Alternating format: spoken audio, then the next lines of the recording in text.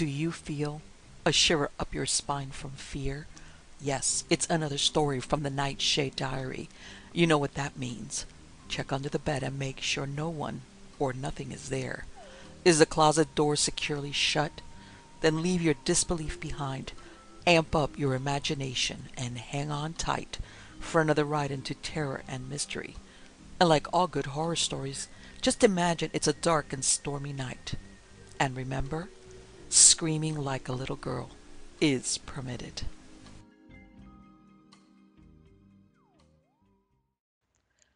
Who Goes There? By John W. Campbell, Jr. Chapter 1. The place stank, a queer, mingled stench that only the ice-buried cabins of an Antarctic camp know, compounded of reeking human sweat, the heavy fish oil stench of melted seal blubber. An overtone of liniment combated the musty smell of sweat and snow-drenched furs, the acrid odor of burnt cooking fat, and the animal, not unpleasant smell of dogs diluted by time, hung in the air. The lingering odors of machine oil contrasted sharply with the taint of harness dressing and leather. Yet somehow, through all that reek of human beings and their associates, dogs, machines, and cooking, came another taint. It was a queer, neck-ruffling thing, a faintest suggestion of an odor alien among the smells of industry and life. And it was a life smell. But it came from the thing that lay bound with cord and tarpaulin on the table, dripping slowly, methodically, onto the heavy planks, dank and gaunt, under the unshielded glare of the electric light. Blair, the little bald-pated biologist of the expedition, twitched nervously at the wrappings, exposing clear, dark ice beneath, and then pulling the tarpaulin back into place restlessly. His little bird-like motions of suppressed eagerness danced his shadow across the fringe of dingy gray underwear hanging from the low ceiling, the equatorial fringe of stiff graying hair around his naked skull, a comical halo about the shadow's head. Commander Gary brushed aside the lax legs of a suit of underwear and stepped toward the table. Slowly his eyes traced around the ring of men sardined into the administration building. His tall, stiff body straightened finally and he nodded. 37. All here. His voice was low, yet carried the clear authority of the commander by nature, as well as by title. You know the outline of the story, back of what find of the secondary pole expedition. I've been conferring with Second-in-Command McReady and Norris, as well as Blair and Dr. Copper. There is a difference of opinion, and because it involves the entire group, it is only just that the entire expedition personnel act on it. I'm going to ask McReady to give you the details of the story because each of you has been too busy with his own work to follow closely the endeavors of the others. McReady? Moving from the smoke-blued background, McReady was a figure from some forgotten myth, a looming bronze statue that held life and walked. 6 feet 4 inches he stood as he halted beside the table, and with a characteristic glance upward to assure himself of room under the low ceiling beam straightened. His rough, clashingly orange windproof jacket he still had on, yet on his huge frame it did not seem misplaced. Even here, 4 feet beneath the driftwind that droned across the Antarctic waste above the ceiling, the cold of the frozen continent leaked in and gave meaning to the harshness of the man. And he was bronze. His great red bronze beard, the heavy hair that matched it, the gnarled, corded hands gripping and relaxing on the table planks were bronze. Even the deep sunken eyes beneath heavy brows were bronzed. Age-resisting endurance of the metal spoke in the cragged heavy outlines of his face and the mellow tones of the heavy voice. Norris and Blair agree on one thing. That animal we found was not terrestrial in origin. Norris fears there may be danger in that. Blair says there is none. But I'll go back to how and why we found it. To all that was known before we came here, it appeared that this point was exactly over the south magnetic pole of Earth. The compass does point straight down here, as you all know. The more delicate instruments of the physicist, instruments especially designed for this expedition and its study of the magnetic pole, detected a secondary effect, a secondary less powerful magnetic influence about 80 miles southwest of here. The secondary magnetic expedition went out to investigate it. There is no need for details. We found it, but it was not the huge meteorite or magnetic mountain Norris had expected to find. Iron ore is magnetic, of course, iron more so, and certain special steels even more magnetic.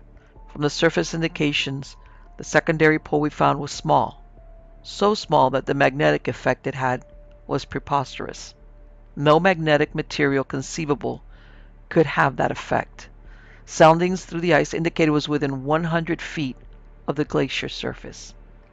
I think you should know the structure of the place. There is a broad plateau, a level sweep that runs more than 150 miles due south from the secondary station, Van Wall says. He didn't have time or fuel to fly further, but it was running smoothly due south then. Right there, where that buried thing was, there is an ice-drowned mountain ridge, a granite wall of unshakable strength that has dammed back the ice creeping from the south. And 400 miles due south is the solar polar plateau. You have asked me at various times why it gets warmer here when the wind rises, and most of you know. As a meteorologist, I'd have staked my word that no wind could blow at negative 70 degrees, that no more than a 5-mile wind could blow at negative 50 without causing warming due to friction with ground, snow and ice, and the air itself. We camped there on the lip of that ice-drowned mountain range for 12 days. We dug our camp into the blue ice that formed the surface and escaped most of it. But for 12 consecutive days, the wind blew at 45 miles an hour. It went as high as 48 and fell to 41 at times. The temperature was negative 63 degrees. It rose to negative 60 and fell to negative 68.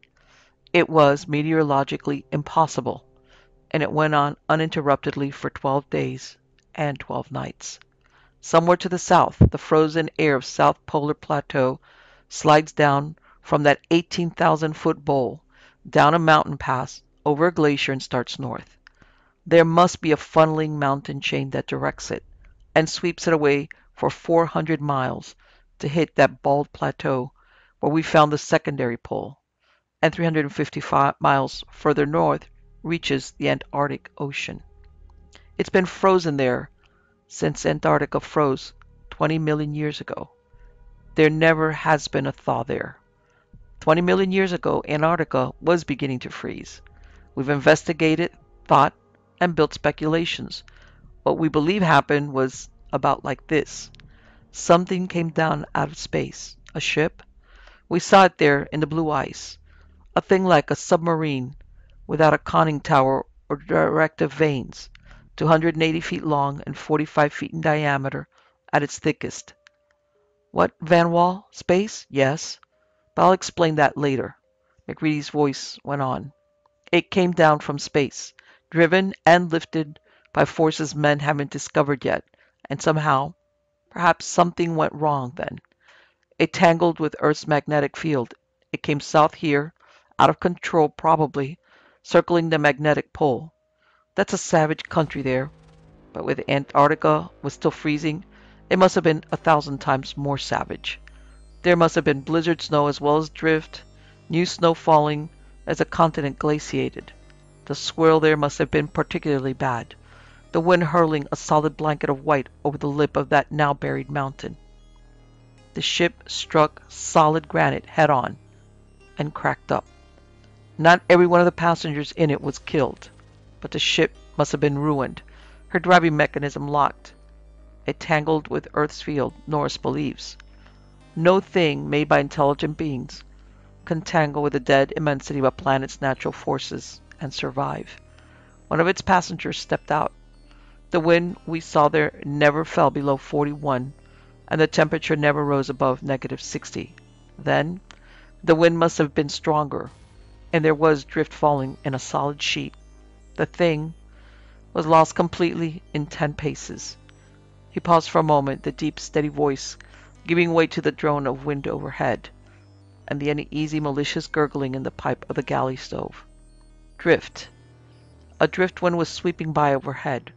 Right now, the snow picked up by the mumbling wind fled in level, blinding lines across the face of the buried camp. If a man stepped out of the tunnels that connected each of the camp buildings beneath the surface, he'd be lost in 10 paces. Out there, the slim black finger of the radio mast lifted 300 feet into the air, and at its peak was the clear night sky. A sky of thin, whining wind rushing steadily from beyond to another beyond, under the licking, curling mantle of the aurora, and off north the horizon flamed with queer, hungry colors of the midnight twilight. That was spring 300 feet above Antarctica. At the surface, it was white death. Death of a needle-fingered cold driven before the wind, sucking heat from any warm thing. Cold and white mist of endless, everlasting drift. The fine, fine particles of licking snow that obscured all things. Kinner, the little scar-faced cook, winced. 5 days ago he had stepped out to the surface to reach a cache of frozen beef. He had reached it, started back, and the driftwind leapt out of the south.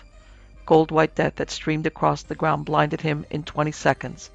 He stumbled on wildly in circles. It was half an hour before rope-guided men from below found him in the impenetrable murk. It was easy for man or thing to get lost in 10 paces. And the driftwind then was probably more impenetrable than we know. McCready's voice snapped Kinner's mind back to welcome, dank warmth of the ad building. The passenger of the ship wasn't prepared either, it appears. It froze within 10 feet of the ship. We dug down to find the ship, and our tunnel happened to find the frozen animal. Barclay's ice axe struck its goal.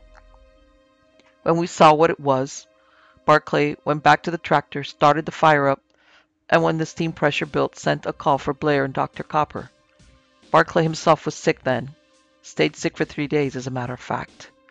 When Blair and Copper came, we cut out the animal in a block of ice, as you see, wrapped it, and loaded it on the tractor for return here.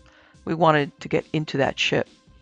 We reached the side and found the metal was something we didn't know. Our beryllium bronze non-magnetic tools wouldn't touch it. Barclay had some tool steel on the tractor, and that wouldn't scratch it either. We made reasonable tests, even tried some acid from the batteries, with no results. They must have had a passivating process to make magnesium metal resist acid that way. And the alloy must have been at least 95% magnesium. But we had no way of guessing that. So when we spotted the barely opened locked door, we cut around it. There was clear hard ice inside the lock, where we couldn't reach it. Through the little crack, we could look in and see that only metal and tools were in there, so we decided to loosen the ice with a bomb.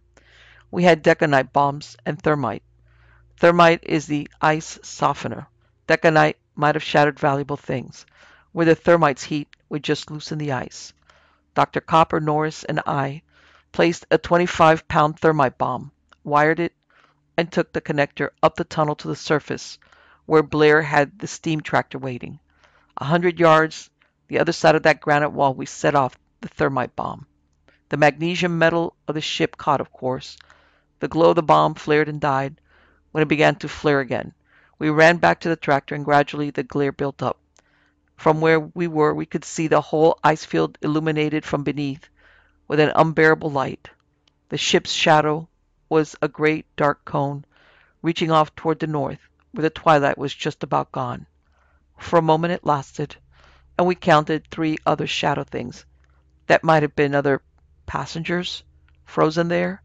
Then the ice was crashing down and against the ship. That's why I told you about that place. The wind sweeping down from the pole was at our backs. Steam and hydrogen flame were torn away in white ice fog. The flaming heat under the ice there was yanked away towards the Antarctic Ocean before it touched us. Otherwise, we wouldn't have come back, even with the shelter of that granite ridge that stopped the light. Somehow, in the blinding inferno, we could see great hunched things, black bulks glowing. Even so, they shed even the furious incandescence of the magnesium for a time. Those must have been the engines, we knew. Secrets going in blazing glory, secrets that might have given man the planets. Mysterious things that could lift and hurl that ship and had soaked in the force of the Earth's magnetic field. I saw Norris's mouth move and ducked. I couldn't hear him. Insulation, something, gave way. All Earth's field they'd soak up 20 million years before it broke loose. The aurora in the sky above licked down, and the whole plateau there was bathed in cold fire that blanketed vision. The ice axe in my hand got red hot and hissed on the ice. Metal buttons on my clothes burned into me, and a flash of electric blue seared upward from beyond the granite wall. Then the walls of ice crashed down upon it. For an instant it squealed the way dry ice does when it's pressed between metal. We were blind and groping in the dark for hours while our eyes recovered. We found every coil within a mile was fused rubbish, the dynamo and every radio set, the earphones and speakers. If we hadn't had the steam contractor, we wouldn't have gotten over to the secondary camp. Van Wall flew in from Big Magnet at sunup, as you know. We came home as soon as possible. That is the history of that. McReady's great bronze beard gestured toward the thing on the table. Chapter 2. Blair stirred uneasily, his little bony fingers wiggling under the harsh light. Little brown freckles on his knuckles slid back and forth as the tendons under the skin twitched. He pulled aside a bit of the tarpaulin and looked impatiently at the dark, ice-bound thing inside. McReady's big body straightened somewhat. He'd ridden the rocking, jarring steam tractor 40 miles that day, pushing on to Big Magnet gear. Even his calm will hadn't been pressed by the anxiety to mix again with humans.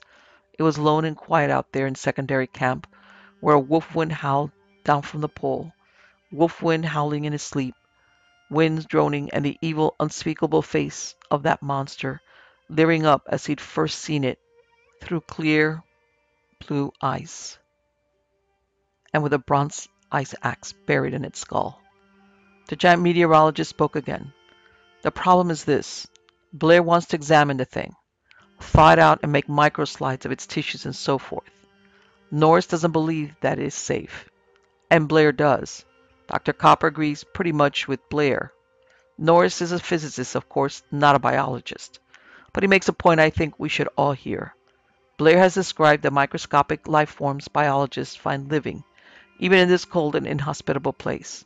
They freeze every winter and thaw every summer for 3 months and live.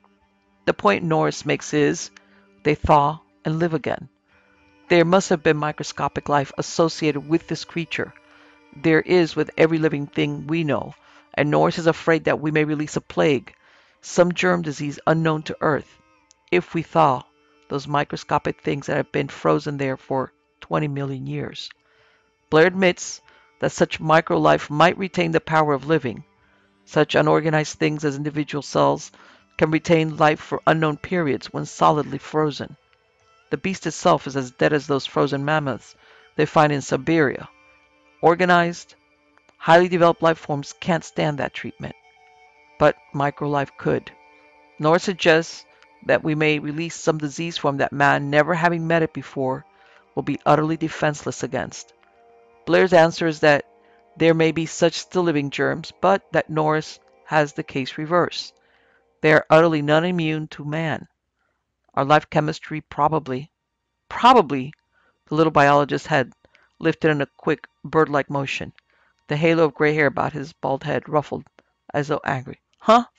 One look. I know, McCready acknowledged. The thing is not earthly. It does not seem likely that it can have a life chemistry sufficiently like ours to make cross-infection remotely possible. I would say that there is no danger. McCready looked toward Dr. Copper. The physician shook his head slowly. None whatever, he asserted confidently. Man cannot infect or be infected by germs that live in such comparatively close relatives as the snakes. And they are, I assure you, his clean-shaven face grimaced uneasily, much nearer to us than that. Vance Norris moved angrily. He was comparatively short in his gathering of big men, some 5'8", and his stocky, powerful build tended to make him seem shorter. His black hair was crisp and hard, like short steel wires, and his eyes were the gray of fractured steel. If McCready was a man of bronze, Norris was all steel. His movements, his thoughts, his whole bearing had the quick, hard impulse of steel spring. His nerves were steel, hard, quick-acting, swift-corroding. He was decided on his point now, and he lashed out in its defense with a characteristic quick, clipped flow of words. Different chemistry, be damned. That thing may be dead, or by God, it may not, but I don't like it. Damn it, Blair. Let me see the monstrosity you are petting over there. Let them see the foul thing and decide for themselves whether they want that thing thawed out in this camp. Thawed out, by the way. That's got to be thawed out in one of the shacks tonight, if it is thawed out. Somebody. Who's watchman tonight? Magnetic. Oh, Conant. Cosmic rays tonight. Well, you get to sit up with that 20-million-year-old mummy of his. Unwrap it, Blair.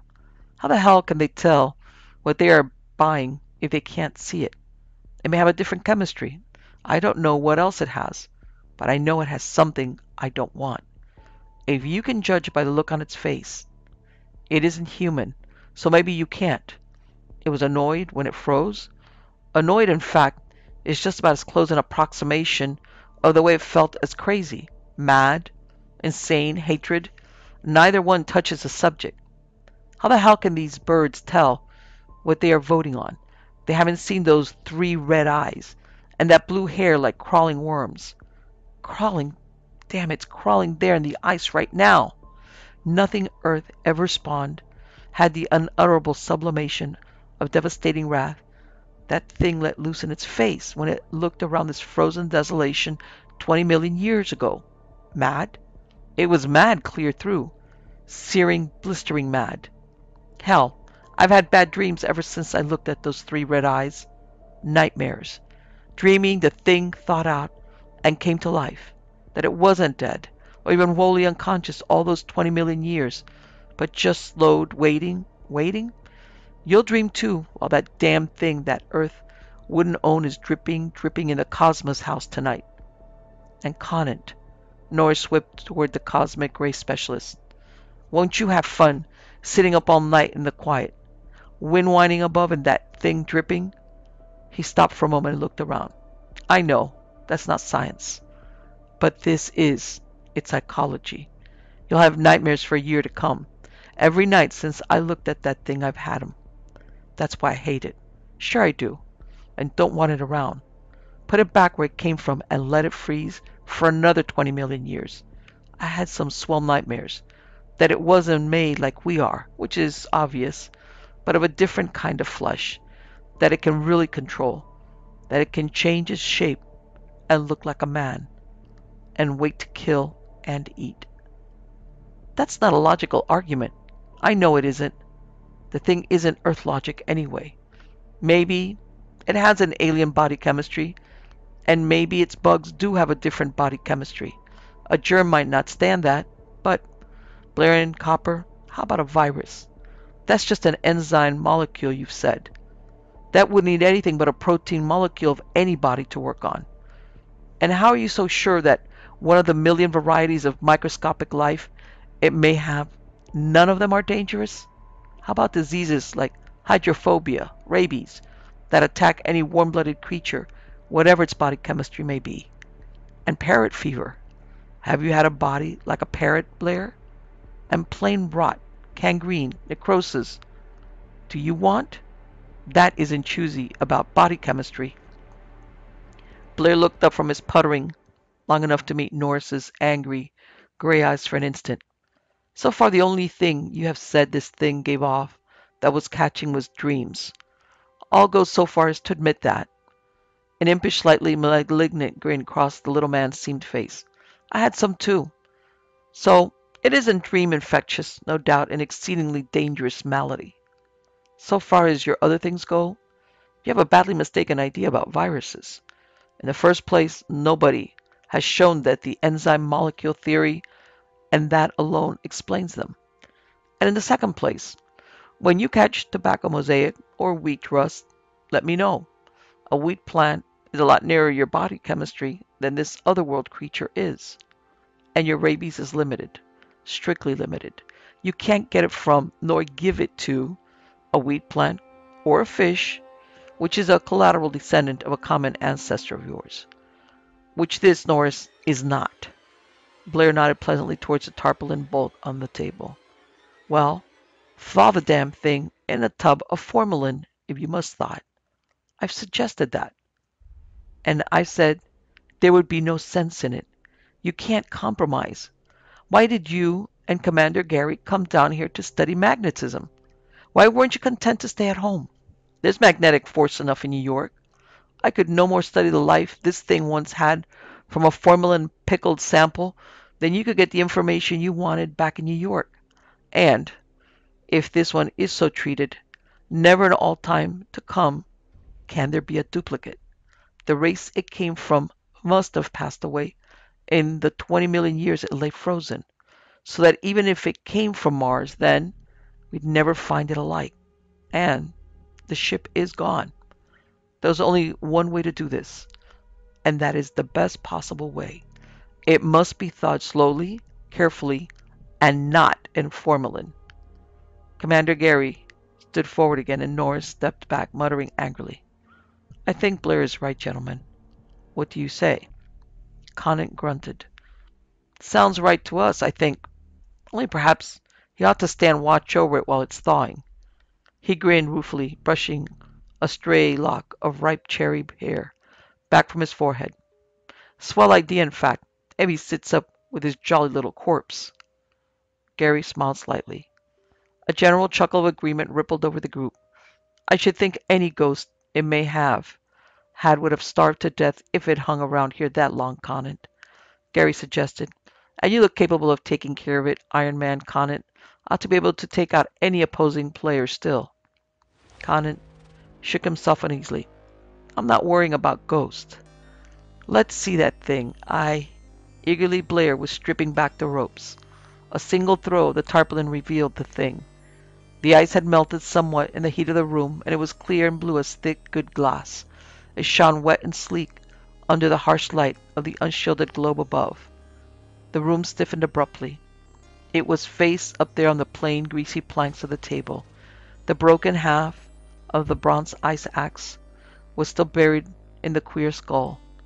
3 mad, hate-filled eyes blazed up with a living fire, bright as fresh spilled blood, from a face ring with a writhing, loathsome nest of worms, blue, mobile worms, that crawled where hair should grow. Van Wall, 6 feet and 200 pounds of ice-nerved pilot, gave a queer strangled gasp, and Bud had stumbled his way out to the corridor. Half the company broke for the doors. The others stumbled away from the table. MacReady stood at one end of the table watching them, his great body planted solid on his powerful legs. Norris, from the opposite end, glowered at the thing with smoldering hate. Outside the door, Gary was talking with half a dozen of the men at once. Blair had a tack hammer. The ice that cased the thing sloughed crisply under its steel claws. It peeled from the thing it had cased for 20,000 years. Chapter 3. I know you don't like the thing, Conant, but it just has to be thought out right. You say leave it as it is till we get back to civilization. All right. I'll admit your argument that we could do a better and more complete job there is sound, but how are we going to get this across the line? We have to take this through one temperate zone, the equatorial zone, and halfway through the other temperate zone before we get it to New York. You don't want to sit with it one night, but you suggest then that I hang its corpse in the freezer with the beef? Blair looked up from his cautious chipping, his bald, freckled skull nodding triumphantly. Kinner, the stocky, scar-faced cook, saved Conant the trouble of answering. Hey, you listen, mister. You put that thing in the box of the meat, and by all the gods there ever were, I'll put you in to keep it company. You birds have brought everything movable in this camp in onto my mess tables here already, and I had to stand for that. But you go putting things like that in my meat box, or even my meat cache here, and you cook your own damn grub. But Kinner, this is the only table in Big Magnet that's big enough to work on, Blair objected. Everybody's explained that. Yeah, and everybody's brought everything in here. Clark brings his dogs every time there's a fight, and sews them up on that table. Ralston brings in his sledges. Hell, the only thing you haven't had on that table is the Boeing. And you had That and if you could have figured a way to get it through the tunnels.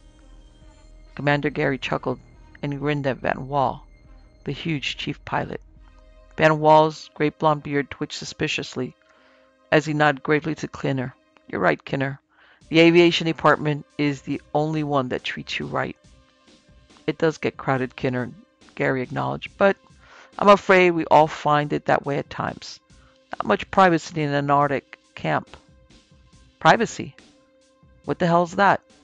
You know, the thing that really made me weep was when I saw Barclay marching through here chanting the last lumber in the camp, the last lumber in the camp, and carrying out to build that house on his tractor. Damn it, I missed that moon cut in the door. He carried out more, and I missed the sun when it set. That wasn't just the last lumber Barclay was walking off with. He was carrying off the last bit of privacy in this blasted place. A grin rode even on Conant's heavy face as Kinner's perennial good-natured grouch came up again, but it died away quickly as his dark, deep-set eyes turned again to the red-eyed thing Blair was chipping from its cocoon of ice. A big hand roughed his shoulder-length hair and tugged at a twisted lock that fell behind his ear in a familiar gesture. I know that Cosmic Ray's shack's going to be too crowded if I have to sit up with that thing, he growled. Why can't you go on chipping the ice away from around it? You can do that without anybody butting in, I assure you, and then hang the thing up over the power plant boiler. That's warm enough. It'll thaw a chicken, even a whole side of beef in a few hours. I know, Blair protested, dropping the tack hammer to gesture more effectively with his bony, freckled fingers, his small body tense with eagerness. But this is too important to take any chances. There never was a find like this. There never can be again. It's the only chance men will ever have, and it has to be done exactly right. Look, you know how the fish we caught down near the Ross Sea would freeze almost as soon as we got them on deck and come to life again if we thawed them gently? Low forms of life aren't killed by quick freezing and slow thawing. We have... Hey, for the love of heaven, you mean that damn thing will come to life? Conant yelled. You get the damn... Let me at it. That's going to be in so many pieces. No, no, you fool. Blair jumped in front of Conant to protect his precious find. No, just low forms of life. For Pete's sake, let me finish. You can't thaw higher forms of life and have them come too. Wait a moment now, hold it. A fish can come to after freezing because it's so low a form of life that the individual cells of its body can revive, and that alone is enough to reestablish life. Any higher forms thawed out that way are dead. Though the individual cells revive, they die because there must be organization and cooperative effort to live. That cooperation cannot be reestablished. There's a sort of potential life in any uninjured, quick-frozen animal, but it can't, under any circumstances, become active life in higher animals. The higher animals are too complex, too delicate. This is an intelligent creature, as high in its evolution as we are in ours. Perhaps higher. It is as dead as a frozen man would be. How do you know? Demanded Conant, hefting the ice axe he had seized a moment before. Commander Gary laid a restraining hand on his heavy shoulder. Wait a minute, Conant. I want to get this straight. I agree that there is going to be no thawing of this thing if there is the remotest chance of its revival. I quite agree it is much too unpleasant to have alive, but I had no idea there was the remotest possibility. Dr. Copper pulled his pipe from between his teeth and heaved his stocky, dark body from the bunk he had been sitting on. Blair's being technical. That's dead. As dead as the mammoths they find frozen in Siberia. Potential life is like atomic energy. There, but nobody can get it out. And it certainly won't release itself except in rare cases as rare as radium in the chemical analogy. We have all sorts of proof that things don't live after being frozen. Not even fish, generally speaking. And no proof that higher animal life can under any circumstances. What's the point, Blair? The little biologist shook himself. The little ruff of hair standing out around his bald pate waved in righteous anger. The point is, he said in an injured tone, that the individual cells might show the characteristics they had in life, if it is properly thought. A man's muscle cells live many hours after he has died, Just because they live, and a few things like hair and fingernail cells still live, you wouldn't accuse a corpse of being a zombie or something. Now, if I thought this right, I may have a chance to determine what sort of world it's native to. We don't, and can't know by any other means, whether it came from Mars, Earth, or Venus, or from beyond the stars. And just because it looks unlike men, you don't have to accuse it of being evil or vicious or something. Maybe that expression on its face is equivalent to a resignation to fate. White is the color of mourning to the Chinese. If men can have different customs, why can't the so-called different race have different understandings of facial expressions? Conant laughed softly, mirthlessly. Peaceful resignation? If that is the best it could do in the way of resignation, I should exceedingly dislike it when it was looking mad. That face was never designed to express peace. It just didn't have any philosophical thoughts like peace in its makeup. I know it's your pet, but be sane about it. That thing grew up on evil, adolesced, slowly roasting alive the local equivalent of kittens, and amused itself through maturity and new and ingenious torture. You haven't the slightest right to say that, snapped Blair. How do you know the first thing about the meaning of a facial expression inherently inhuman? It may well have no human equivalent whatever. That is just a different development of nature. Another example of nature's wonderful adaptability. Growing on another, perhaps harsher world has different form and features, but is just as much a legitimate child of nature as you are. You are displaying the childish human weakness of hating the different. On its own world, it would probably class you as a fish-bellied white monstrosity with an insufficient number of eyes and a fungoid body pale and bloated with gas. Just because its nature is different, you haven't any right to say it's necessarily evil. Norris burst out a single explosive. Ha! He looked down at the thing. Maybe that things from other worlds don't have to be evil just because they're different. But that thing was. Child of nature, huh? Well, it was a hell of an evil nature. Oh, will you mugs cut crabbing at each other and get the damn thing off my table, Kinner growled. Put a canvas over it. It looks indecent. Kinner's gone modest, jeered Conant. Kinner slanted his eyes up to the big physicist. The scarred cheek twisted to join the line of his tight lips in a twisted grin. All right, big boy. And what were you grousing about a minute ago? We can set the thing in a chair next to you tonight if you want. I'm not afraid of its face, Conant snapped. I don't like keeping awake over its course particularly, but I'm going to do it. Kinner's grin spread. Uh-huh. He went off the galley stove and shook down ashes vigorously, drowning the brittle chipping of the ice as Blair fell to work again. Chapter 4. Cluck, reported the cosmic ray counter. Cluck, burp, cluck. Conant started and dropped his pencil. Damnation. The physicist looked toward the far corner, back at the Geiger counter on the table near that corner, and crawled under the desk at which he had been working to retrieve the pencil. He sat down at his work again, trying to make his writing more even. It tended to have jerks and quavers in it, in time with the abrupt, proud hand noises of the Geiger counter, the muted whoosh of the pressure lamp he was using for illumination, the mingled gargles and bugle calls of a dozen men sleeping down the corridor in Paradise House, formed the background sounds for the irregular clucking noises of the counter, the occasional rustle of falling coal in the copper-bellied stove, and a soft, steady drip, drip, drip from the thing in the corner. Conant jerked a pack of cigarettes from his pocket, snapped it so that a cigarette protruded, and jabbed the cylinder into his mouth. The lighter failed to function, and he pawed angrily through the pile of paper in search of a match. He scratched the wheel of the lighter several times, dropped it with a curse, and got up to pluck a hot coal from the stove with the coal tongs. The lighter functioned instantly when he tried it on returning to the desk. The counter ripped out a series of clucking guffaws as a burst of cosmic rays struck through to it. Conant turned to glower at it and tried to concentrate on the interpretation of data collected during the past week. The weekly summary. He gave up and yielded to curiosity or nervousness. He lifted the pressure lamp from the desk and carried it over to the table in the corner. Then he returned to the stove and picked up the coal tongs.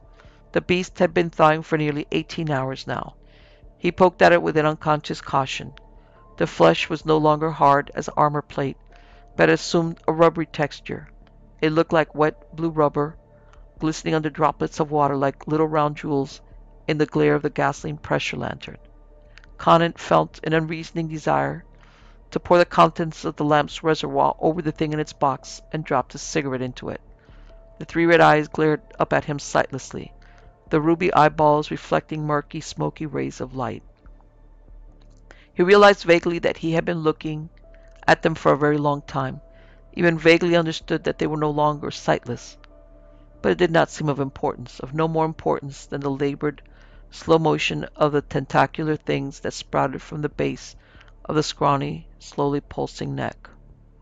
Conant picked up the pressure lamp and returned to his chair. He sat down staring at the pages of mathematics before him. The clucking of the counter was strangely less disturbing, the rustle of the coals in the stove no longer distracting. The creak of the floorboards behind him didn't interrupt his thoughts as he went about his weekly report in an automatic manner, filling in columns of data and making brief summarizing notes. The creak of the floorboards sounded nearer. Chapter 5. Blair came up from the nightmare-haunted depths of sleep abruptly. Conan's face floated vaguely above him. For a moment it seemed a continuance of the wild horror of the dream. But Conan's face was angry and a little frightened. Blair! Blair, you damn log! Wake up! Huh? Little biologist rubbed his eyes, his bony freckled fingers crooked to a mutilated child fist. From surrounding bunks other faces lifted to stare down at them. Conan straightened up. Get up! And get a lift on. Your damned animals escaped. Escaped? What? Chief Pilot Van Wall's full voice roared out with a volume that shook the walls. Down the communication tunnels other voices yelled suddenly. The dozen inhabitants of Paradise House tumbled in abruptly. Barclay, stock and bulbous, in long woolen underwear, carrying a fire extinguisher. What the hell's the matter? Barclay demanded. Your damn beast got loose. I fell asleep about 20 minutes ago, and when I woke up, the thing was gone. Hey, Doc, the hell you say those things can't come to life? Blair's blasted potential life developed a hell of a lot of potential and walked out on us. Copper stared blankly. It wasn't earthly. He sighed suddenly. I guess earthly laws don't apply. Well, it applied for leave of absence and took it. We've got to find it and capture it somehow. Conan swore bitterly, his deep-set black eyes sullen and angry. It's a wonder the hellish creature didn't eat me in my sleep. Blair stared back, his pale eyes suddenly fear-struck. Maybe it, we'll have to find it. You find it. It's your pet. I've had all I want to do with it. Sitting there for 7 hours with a counter clucking every few seconds, and you birds in here singing night music. It's a wonder I got to sleep. I'm going through to the ad building. Commander Gary ducked through the doorway, pulling his belt tight. You won't have to. Van's roar sounded like the Boeing taking off downwind. So it wasn't dead? I didn't carry it off in my arms, I assure you, Conan snapped. The last I saw, that split skull was oozing green goo like a squash caterpillar. Doc just said our laws don't work. It's unearthly. Well, it's an unearthly monster with an unearthly disposition, judging by the face, wandering around with a split skull and brains oozing out. Norris and McReady appeared in the doorway, a doorway filling with other shivering men. Has anybody seen it coming over here? Norris asked innocently. About 4 feet 3, 3 red eyes, brains oozing. Hey, has anybody checked to make sure this isn't a cracked idea of humor? If it is, I think we'll unite in tying Blair's pet around Conant's neck like the ancient mariner's albatross. It's no humor. Conant shivered. Lord, I wish it were. I'd rather where? He stopped. A wild, weird howl shrieked through the corridors. The men stiffened abruptly and half-turned. I think it's been located, Conant finished. His dark eyes shifted with a queer unease. He darted back to his bunk in Paradise House to return almost immediately with a heavy .45 revolver and an ice axe. He hefted both gently as he started for the corridor toward Dogtown. It blundered down the wrong corridor and landed among the huskies. Listen, the dogs have broken their chains. The half-terrorized howl of the dog pack changed to wild hunting melee. The voices of the dogs thundered in the narrow corridors, and through them came a low, rippling snarl of distilled hate, a shrill of pain, a dozen snarling yelps. Conant broke for the door. Close behind him, McReady, then Barclay, and Commander Gary came. Other men broke for the ad building and weapons, the sledge house. Pomeroy, in charge of Big Magnet's 5 cows, started down the corridor in the opposite direction. He had a 6-foot handled long tinned pitchfork in hand. Barclay slid to a halt as McReady's giant bulk turned abruptly away from the tunnel leading to Dogtown and vanished off at an angle. Uncertainly, the mechanician wavered a moment, the fire extinguisher in his hand, hesitating from one side to the other. Then he was racing after Conant's broad back. Whatever McReady had in mind, he could be trusted to make it work. Conant stopped at the bend in the corridor. His breath hissed suddenly through his throat. Great God! The revolver exploded thunderously. 3 numbing, palpable waves of sound crashed through the confined corridors. 2 more. The revolver dropped to the hard-packed snow of the trail, and Barclay saw the ice axe shift into defensive position. Conant's powerful body blocked his vision, but beyond he heard something mewing and insanely chuckling. The dogs were quieter. There was a deadly seriousness in their low snarls. Taloned feet scratched at hard-packed snow. Broken chains were clinking and tangling. Conant shifted abruptly, and Barclay could see what lay beyond. For a second he stood frozen, then his breath came out in a gusty curse. The thing launched itself at Conant. The powerful arms of the man swung the ice axe flat side first at what might have been a hand. It scrunched horribly, and the tattered flesh, ripped by a half-dozen savage huskies, leapt to its feet again. The red eyes blazed with unearthly hatred, an unearthly, unkillable vitality. Barclay turned the fire extinguisher on it. The blinding, blistering heat of chemical spray confused it, baffled it, together with the savage attack of the huskies, not for long afraid of anything that did or could live, held it at bay. McReady wedged men out of his way and drove down the narrow corridor, packed with men unable to reach the scene. There was a sure-fore-planned drive to McReady's attack. One of the giant blowtorches used in warming the plane's engines was in his bronzed hands. It roared gustily as he turned the corner and opened the valve. The mad mewing hissed aloud. The dogs scrambled back from the 3-foot lance of blue-hot flame. Bar! Get a power cable! Run it in somehow! And a handle! We can electrocute this monster if I don't incinerate it. McReady spoke with an authority of planned action. Barclay turned down the long corridor to the power plant, but already before him Norris and Van Wall were racing down. Barclay found the cable in the electrical cache in the tunnel wall. In half a minute he was hacking at it, walking back. Van Wall's voice rang out in a warning shout of power as the emergency gasoline-powered dynamo thudded into action. Half a dozen other men were down there now. The coal kindlings were going into the firebox of the steam power plant. Norris, cursing in a low, deadly monotone, was working with quick, sure fingers on the other end of Barclay's cable, splicing in a contactor in one of the powerful leads. The dogs had fallen back when Barclay reached the corridor bend. Fallen back before a furious monstrosity that glared from baleful red eyes, mewing in trapped hatred. The dogs were a semicircle of red-dipped muscles with a fringe of glistening white teeth, whining with a vicious eagerness that near matched the fury of the red eyes. McReady stood confidently alert at the corridor bend, the gustily muttering torch held loose and ready for action in his hands. He stepped aside without moving his eyes from the beast as Barclay came up. There was a slight, tight smile on his lean, bronzed face. Norris' voice called down the corridor, and Barclay stepped forward. The cable was taped to the long handle of a snow shovel. The 2 conductors split and held 18 inches apart by a scrap of lumber lashed at right angles across the far end of the handle. Bare copper conductors charged with 220 volts glinted in light of pressure lamps. The thing mewed and halted and dodged. McReady advanced to Barclay's side.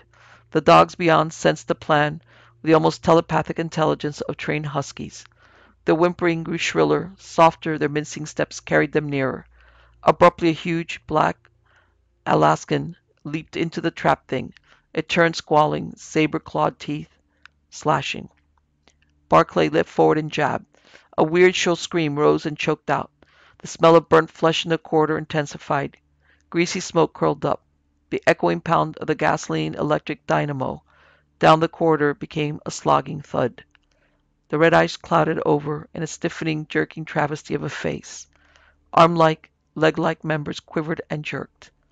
The dog slept forward and Barclay yanked back his shovel-handled weapon. The thing in the snow did not move as gleaming teeth ripped it open. Chapter 6. Gary looked about the crowded room.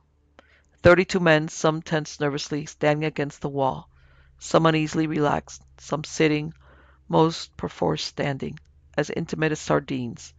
32 plus the 5 engaged in sewing up wounded dogs made 37, the total personnel. Gary started speaking. All right, I guess we're here. Some of you, 3 or 4 at most, saw what happened. All of you have seen that thing on the table and can get a general idea. Anyone hasn't, I'll lift his hand straight to the tarpaulin bulking over the thing on the table. There was an acrid odor of singed flesh seeping out of it. The men stirred restlessly, hasty denials. It looks rather as though Charnock isn't going to lead any more teams, Gary went on. Blair wants to get at this thing and make some more detailed examination.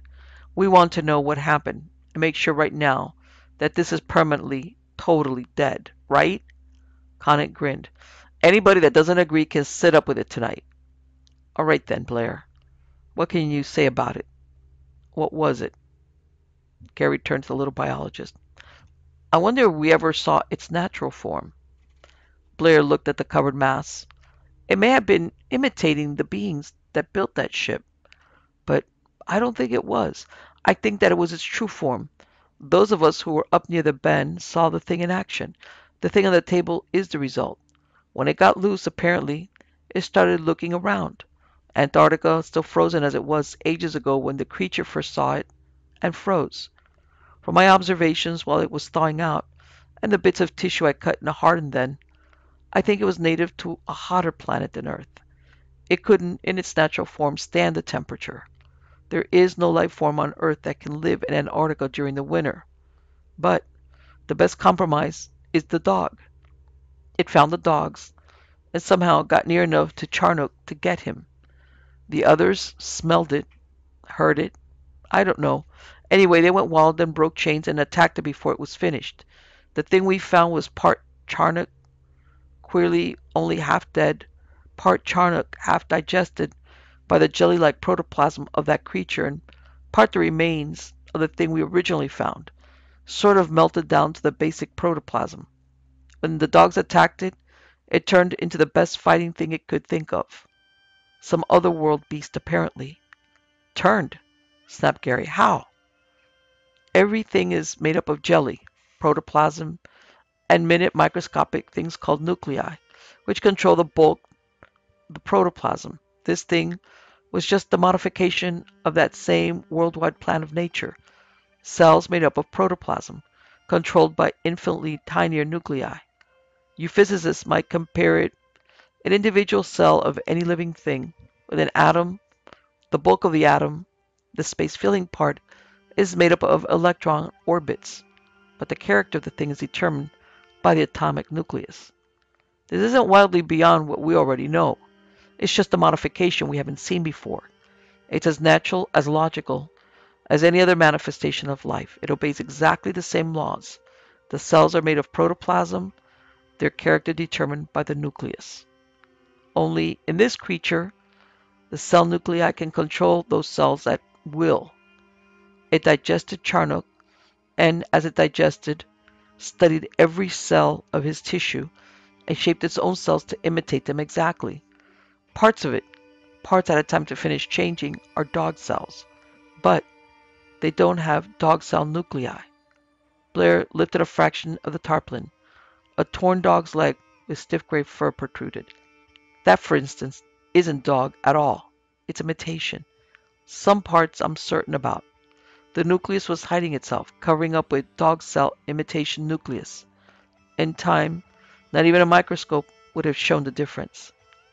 Suppose, asked Norris bitterly, it had had lots of time. Then it would have been a dog. The other dogs would have accepted it. We would have accepted it. I don't think anything would have distinguished it, not a microscope, nor X-ray, nor any other means. This is a member of a supremely intelligent race, a race that has learned the deepest secrets of biology and turned them to its use. What was it planning to do? Barclay looked at the humped tarpaulin. Blair grinned unpleasantly. The wavering halo of thin hair round his bald pate wavered in the stir of air. Take over the world, I imagine. Take over the world? Just it, all by itself, Conant gasped. Set itself up as a lone dictator? No. Blair shook his head. The scalpel he had been fumbling in his bony fingers dropped. He bent to pick it up so that his face was hidden as he spoke. It would become the population of the world. Become? Populate the world? Does it reproduce asexually? Blair shook his head and gulped. It doesn't have to. It weighed 85 pounds. Charnock weighed about 90.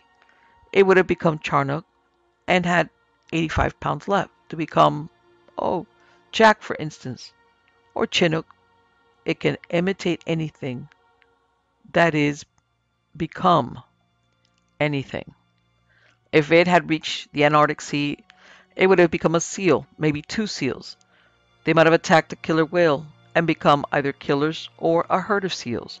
Or maybe it would have caught an albatross or a squawgal and flown to South America. Norris cursed softly. And every time it digested something and imitated it, it would have had its original bulk left to start again, Blair finished. Nothing would kill it. It has no natural enemies because it becomes whatever it wants to. If a killer whale attacked it, it would become a killer whale. If it was an albatross and an eagle attacked it, it would become an eagle. Lord, it might become a female eagle. Go back, build a nest, and lay eggs. Are you sure that thing from hell is dead? Dr. Campbell asked softly. Yes, thank heaven, the little biologist gasped. After they drove the dogs off, I stood there poking Barr's electrocution thing into it for 5 minutes. It's dead and cooked. Then we can only give thanks that this is Antarctica, where there is not one single solitary living thing for it to imitate, except these animals in camp. Us, Blair giggled.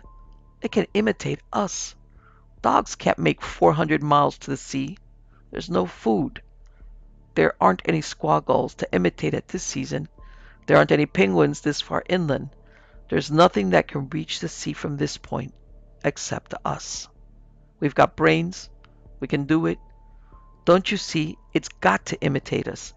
It's got to be one of us. That's the only way it can fly an airplane. Fly a plane for 2 hours and rule, be all Earth's inhabitants. A world for the taking, if it imitates us. It didn't know yet. It hadn't had a chance to learn. It was rushed, hurried, took the thing nearest its own size. Look, I'm Pandora. I opened the box. And the only hope then can come out is that nothing can come out. You didn't see me. I did it. I fixed it. I smashed every magneto. Not a plane can fly. Nothing can fly. Blair giggled and lay down on the floor crying. Chief Pilot Van Wall made a dive for the door. His feet were fading echoes in the corridors as Dr. Copper bent unhurriedly over the little man on the floor. From his office at the end of the room, he brought something and injected a solution into Blair's arm. He might come out of it when he wakes up, he sighed, rising. McCready helped him lift the biologist onto a nearby bunk. It all depends on whether we can convince him that thing is dead. Van Wall ducked into the shack, brushing his heavy blond beard absently. I didn't think a biologist would do a thing like that up thoroughly. He missed the spares in the second cache. It's all right. I smashed them. Commander Gary nodded. I was wondering about the radio. Dr. Copper snorted. You don't think it can leak out on a radio wave, do you? You'd have 5 rescue attempts in the next 3 months if you stopped the broadcast. The thing to do is talk aloud and not make a sound. Now, I wonder, McCready looked speculatively at the doctor. It might be like an infectious disease. Everything that drank any of its blood? Copper shook his head. Blair missed something. Imitate it may, but it has to a certain extent its own body chemistry, its own metabolism. If it didn't, it would become a dog and be a dog and nothing more. It has to be an imitation dog. Therefore you can detect it by serum tests. And its chemistry, since it comes from another world, must be so wholly radically different that a few cells, such as gained by drops of blood, would be treated as disease germs by the dog or human body. Blood. Would one of those imitations bleed? Norris demanded. Surely. Nothing mystic about blood. Muscle is about 90% water. Blood differs only in having a couple percent more water and less connective tissue. They'd bleed all right, Copper assured him. Blair sat up in his bunk suddenly. Conant. Where's Conant? The physicist moved over towards the little biologist. Here I am. What do you want? Are you? Giggled Blair. He lapsed back into the bunk, contorted with silent laughter. Conant looked at him blankly. Huh? Am I what? Are you there? Blair burst into gales of laughter. Are you Conant? The beast wanted to be a man, not a dog. Chapter 7. Dr. Copper rose wearily from the bunk and washed the hypodermic carefully.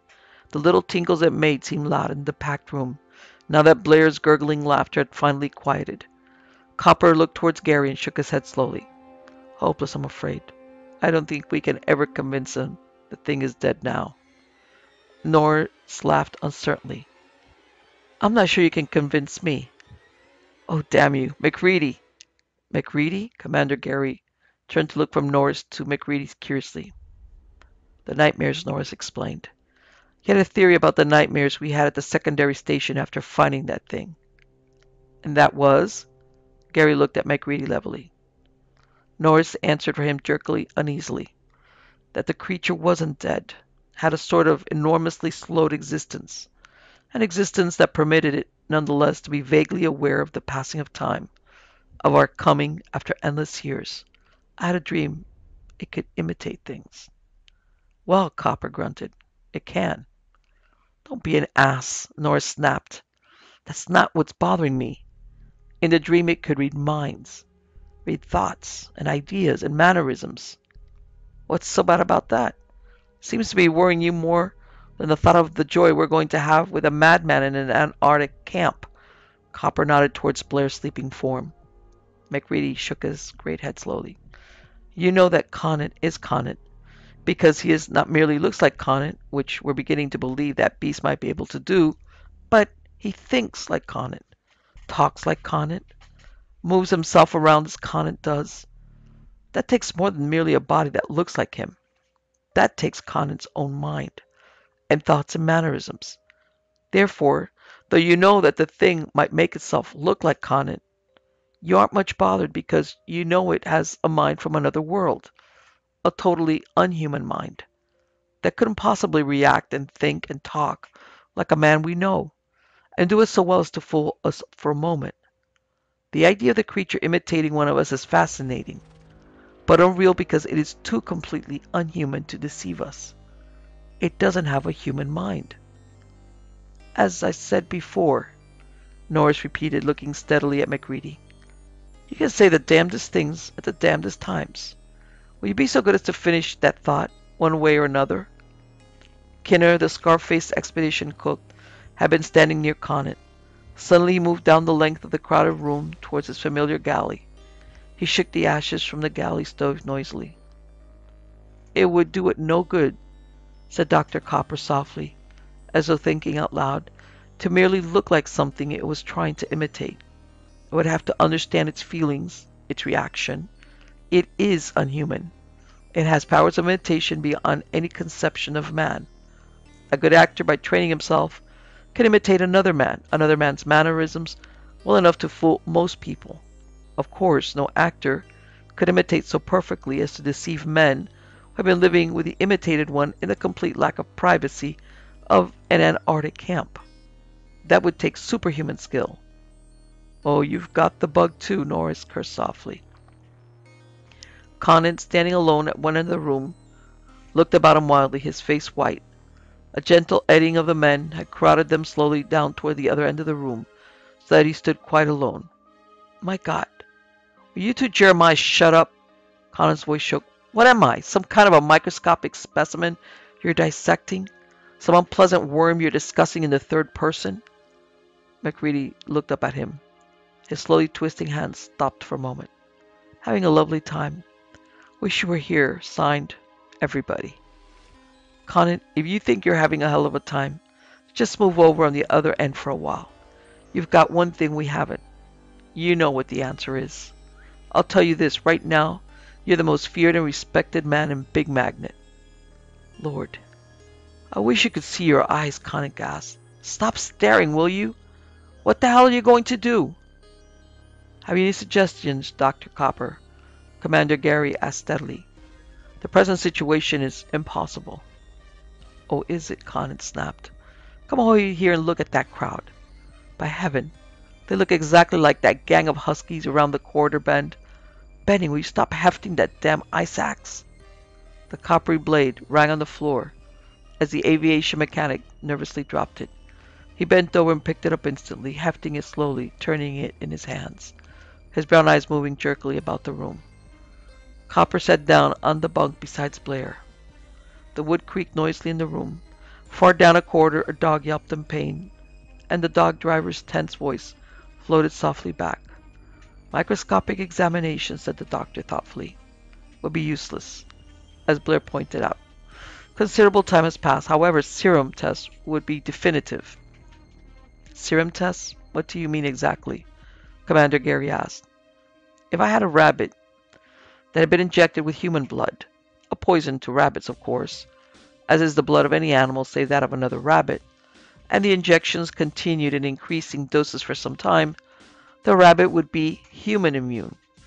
If a small quantity of its blood were drawn off, allowed to separate in a test tube, and to the clear serum a bit of human blood were added, there would be a visible reaction, proving the blood was human. If cow or dog blood were added, or any protein material other than that one thing, human blood, no reaction would take place. That would prove definitely. Can you suggest where I might catch a rabbit for you, Doc? Norris asked. That is, nearer than Australia. We don't want to waste time going that far. I know there aren't any rabbits in Antarctica, Copper nodded, but that is simply the usual animal. Any animal except a man will do, a dog for instance. But it will take several days and due to the greater size of the animal, considerable blood. Two of us will have to contribute.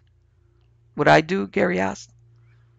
That will make two, Copper nodded. I'll get to work on it right away. What about Conant in the meantime? Kinner demanded. I'm going out that door and head off for this raw sea before I cook for him.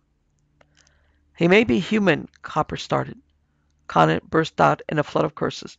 Human? Maybe human, you damn sawbones! What in the hell do you think I am? A monster, Copper snapped sharply. Now shut up and listen. Conant's face drained of color, and he sat down heavily as the indictment was put in words. Until we know, you know as well as we do, that we have reason to question the fact, and only you know how that question is to be answered, we may reasonably be expected to lock you up. If you are unhuman, you're a lot more dangerous than poor Blair there, and I'm going to see that he's locked up thoroughly. I expect that his next stage will be a violent desire to kill you, all the dogs, and probably all of us. When he wakes, he will be convinced we're all human. And nothing on the planet will ever change his conviction.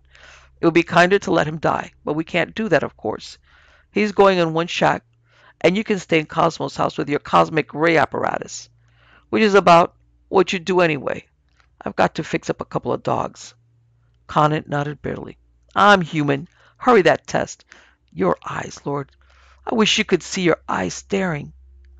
Commander Gary watched anxiously as Clark, the dog handler, held the big brown Alaskan husky, while Copper began the injection treatment.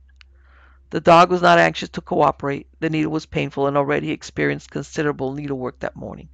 5 stitches held a slash that ran from his shoulder across the ribs halfway down his body. One long fang was broken off short. The missing part was to be found half buried in the shoulder bone of the monstrous thing on the table in the ad building.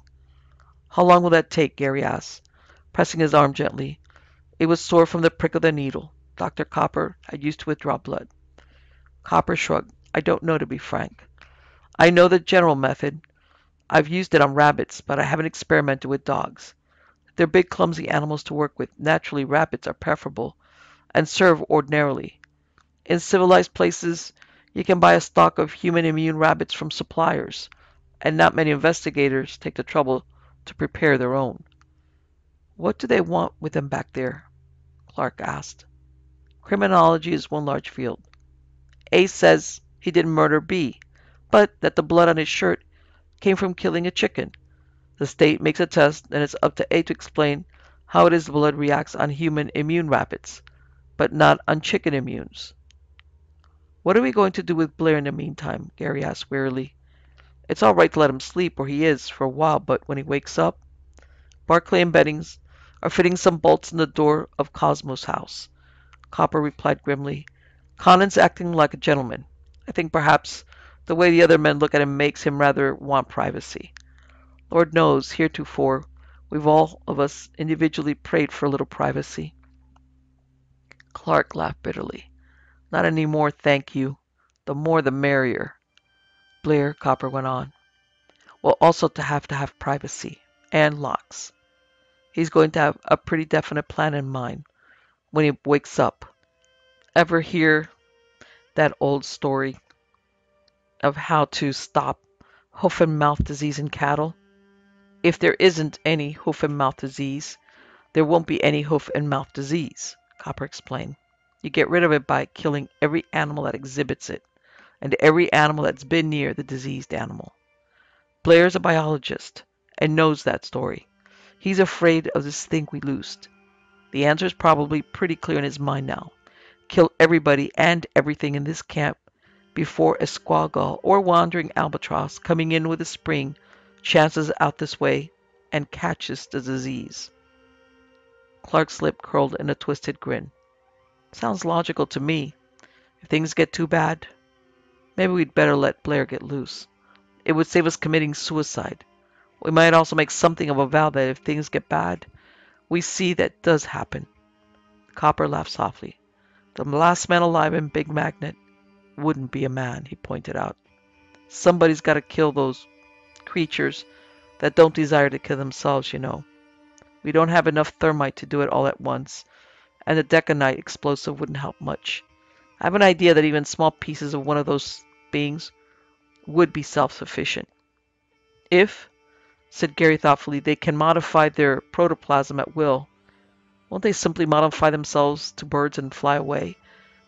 They can read all about birds and imitate their structure without even meeting them, or imitate, perhaps, birds of their home planet. Copper shook his head and helped Clark to free the dog. Man studied birds for centuries, trying to learn how to make a machine to fly like them. He never did do the trick. His final success came when he broke away entirely and tried new methods. Knowing the general idea and knowing the detailed structure of wing and bone and nerve tissue is something far, far different. And as for the other world birds, perhaps, in fact, very probably, the atmospheric conditions here are so vastly different that their birds couldn't fly. Perhaps even the being came from a planet like Mars, with such a thin atmosphere that there were no birds. Barclay came into the building, trailing a length of airplane control cable. It's finished, Doc. Cosmo's house can't be opened from the inside. Now, where do we put Blair? Copper looked towards Gary. There wasn't any biology buildings. I don't know where we can isolate him. How about East Cache? Gary said after a moment's thought. Will Blair be able to look after himself? Or need attention? He'll be capable enough. We'll be the ones to watch out, Copper assured him grimly. Take a stove, a couple of bags of coal, necessary supplies, and a few tools to fix it up. Nobody's been out there since last fall, have they? Gary shook his head. If he gets noisy, I thought that might be a good idea. Barclay hefted the tools he was carrying and looked up at Gary. If the muttering he's doing now is any sign, he's going to sing away the night hours, and we won't like his song. What's he saying? Copper asked. Barclay shook his head. I don't care to listen much. You can if you want to, but I gather that the blasted idiot had all the dreams McCready had, and a few more. He slept beside the thing. When we stopped on the trail coming in from secondary magnetic, remember? He dreamt the thing was alive and dreamt more details. And damn his soul, knew it wasn't all dream. Or had reason to. He knew it had telepathic powers that were stirring vaguely, that could not only read minds but project thoughts. They weren't dreams, you see. They were stray thoughts that thing was broadcasting, the way Blair's broadcasting his thoughts now, a sort of telepathic muttering in its sleep. That's why he knew so much about its powers. I guess you and I, Doc, weren't so sensitive. If you want to believe in telepathy, I have to copper side. Dr. Ryan of Duke University has shown that it exists, shown that some are much more sensitive than others. Well, if you want to learn a lot of details, go listen in on Blair's broadcast. He's driven most of the boys out of the ad building. Kinner's rattling pans like coal going down a chute. When he can't rattle a pan, he shakes ashes. By the way, Commander, what are we going to do this spring? No, the planes are out of it. Gary sighed. I'm afraid our expedition is going to be a loss.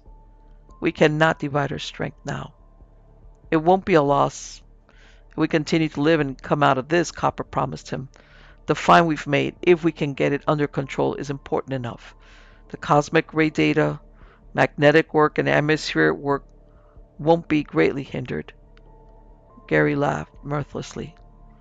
I was just thinking of the radio broadcast, telling half the world about the wonderful results of our exploration flights, trying to fool men like Byrd and Ellsworth back home that we're doing something. Copper nodded gravely. They'll know something's wrong. But men like that have judgment enough to know we wouldn't do tricks without some sort of reason, and will wait for our return to judge us. I think it comes to this. Men who knew enough to recognize our deception will wait for our return. Men who haven't discretion and faith enough to wait will not have the experience to detect any fraud. We know enough of the conditions here to put through a good bluff. Just so they won't send rescue expeditions, Gary prayed. When, if we're ever ready to come out, we'll have to send word to Captain Forsyth to bring a stock of magnetos with him. When he comes down, but never mind that. You mean if we don't come out? Asked Barclay. I was wondering if a nice running account of an eruption or an earthquake via radio, with a swell wind-up by using a stick of deconite under the microphone would help. Nothing, of course, will entirely keep people out. One of those swell melodramatic last man alive scenes might make him go easy, though. Gary smiled with genuine humor. Is everybody in Cap trying to figure that out, too? Copper laughed. What do you think, Gary? We're confident we can win out, but not too easy about it, I guess. Clark grinned up from the dog he was petting into calmness. Confident, did you say, Doc? Chapter 8. Blair moved restlessly around the small shack. His eyes jerked and quivered in vague, fleeting glances at the four men with him. Barclay, 6 feet tall and weighing over 190 pounds. McReady, a bronze giant of a man. Dr. Copper, short, squatly powerful, and Bennings, 5 feet 10 of wiry strength. Blair was huddled up against the far wall of the East Cache cabin, his gear piled in the middle of the floor beside the heating stove, forming an island between him and the four men. His bony hands clenched and fluttered, terrified. His pale eyes wavered uneasily as his bald, freckled head darted about in bird-like motion. I don't want anybody coming here. I'll cook my own food, he snapped nervously. Kinner may be human now, but I don't believe it. I'm going to get out of here, and I'm not going to eat any food you send me. I want canned, sealed cans. Okay, Blair. We'll bring 'em tonight, Barclay promised. You've got coal and the fire started. I'll make a lot. Barclay started forward. Blair instantly scurried to the furthest corner. Get out! Keep away from me, you monster! The little biologist shrieked and tried to claw his way through the wall of the shack. Keep away from me! Keep away! I won't be absorbed! I won't be! Barclay relaxed and moved back. Dr. Copper shook his head. Leave him alone, Bar. It's easier for him to fix the thing himself. We'll have to fix the door, I think. The four men let themselves out. Efficiently, Benning and Barclay fell to work. There were no locks in Antarctica. There wasn't enough privacy to make them needed. But powerful screws had been driven in each side of the doorframe, and the spare aviation control cable, immensely strong woven steel wire, was rapidly caught between them and drawn taut. Barclay went to work with a drill and a keyhole saw. Presently he had a tarp cut in the door through which goods could be passed without unlashing the entrance. 3 powerful hinges from a stock crate, 2 hasps, and a pair of 3-inch cotter pins made it proof against opening from the other side. Blair moved about restlessly inside. He was dragging something over to the door with panting gasps and muttering frantic curses. Barclay opened the hatch and glanced in. Dr. Copper peering over his shoulder.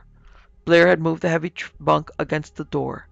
It could not be opened without his cooperation now. Don't know but what that poor man's right at that, MacReady sighed. If he gets loose, it is his avowed intention to kill each and all of us as quickly as possible, which is something we don't agree with. But we've something on our side of that door that is worse than a homicidal maniac. If one or the other has to get loose, I think I'll come up and undo those lashings here. Barclay grinned. You let me know and I'll show you how to get these off fast. Let's go back. The sun was painting the northern horizon, a multicolored rainbow still, though it was 2 hours before the horizon. The field of drift swept off to the north, sparkling under its flaming colors in a million reflected glories.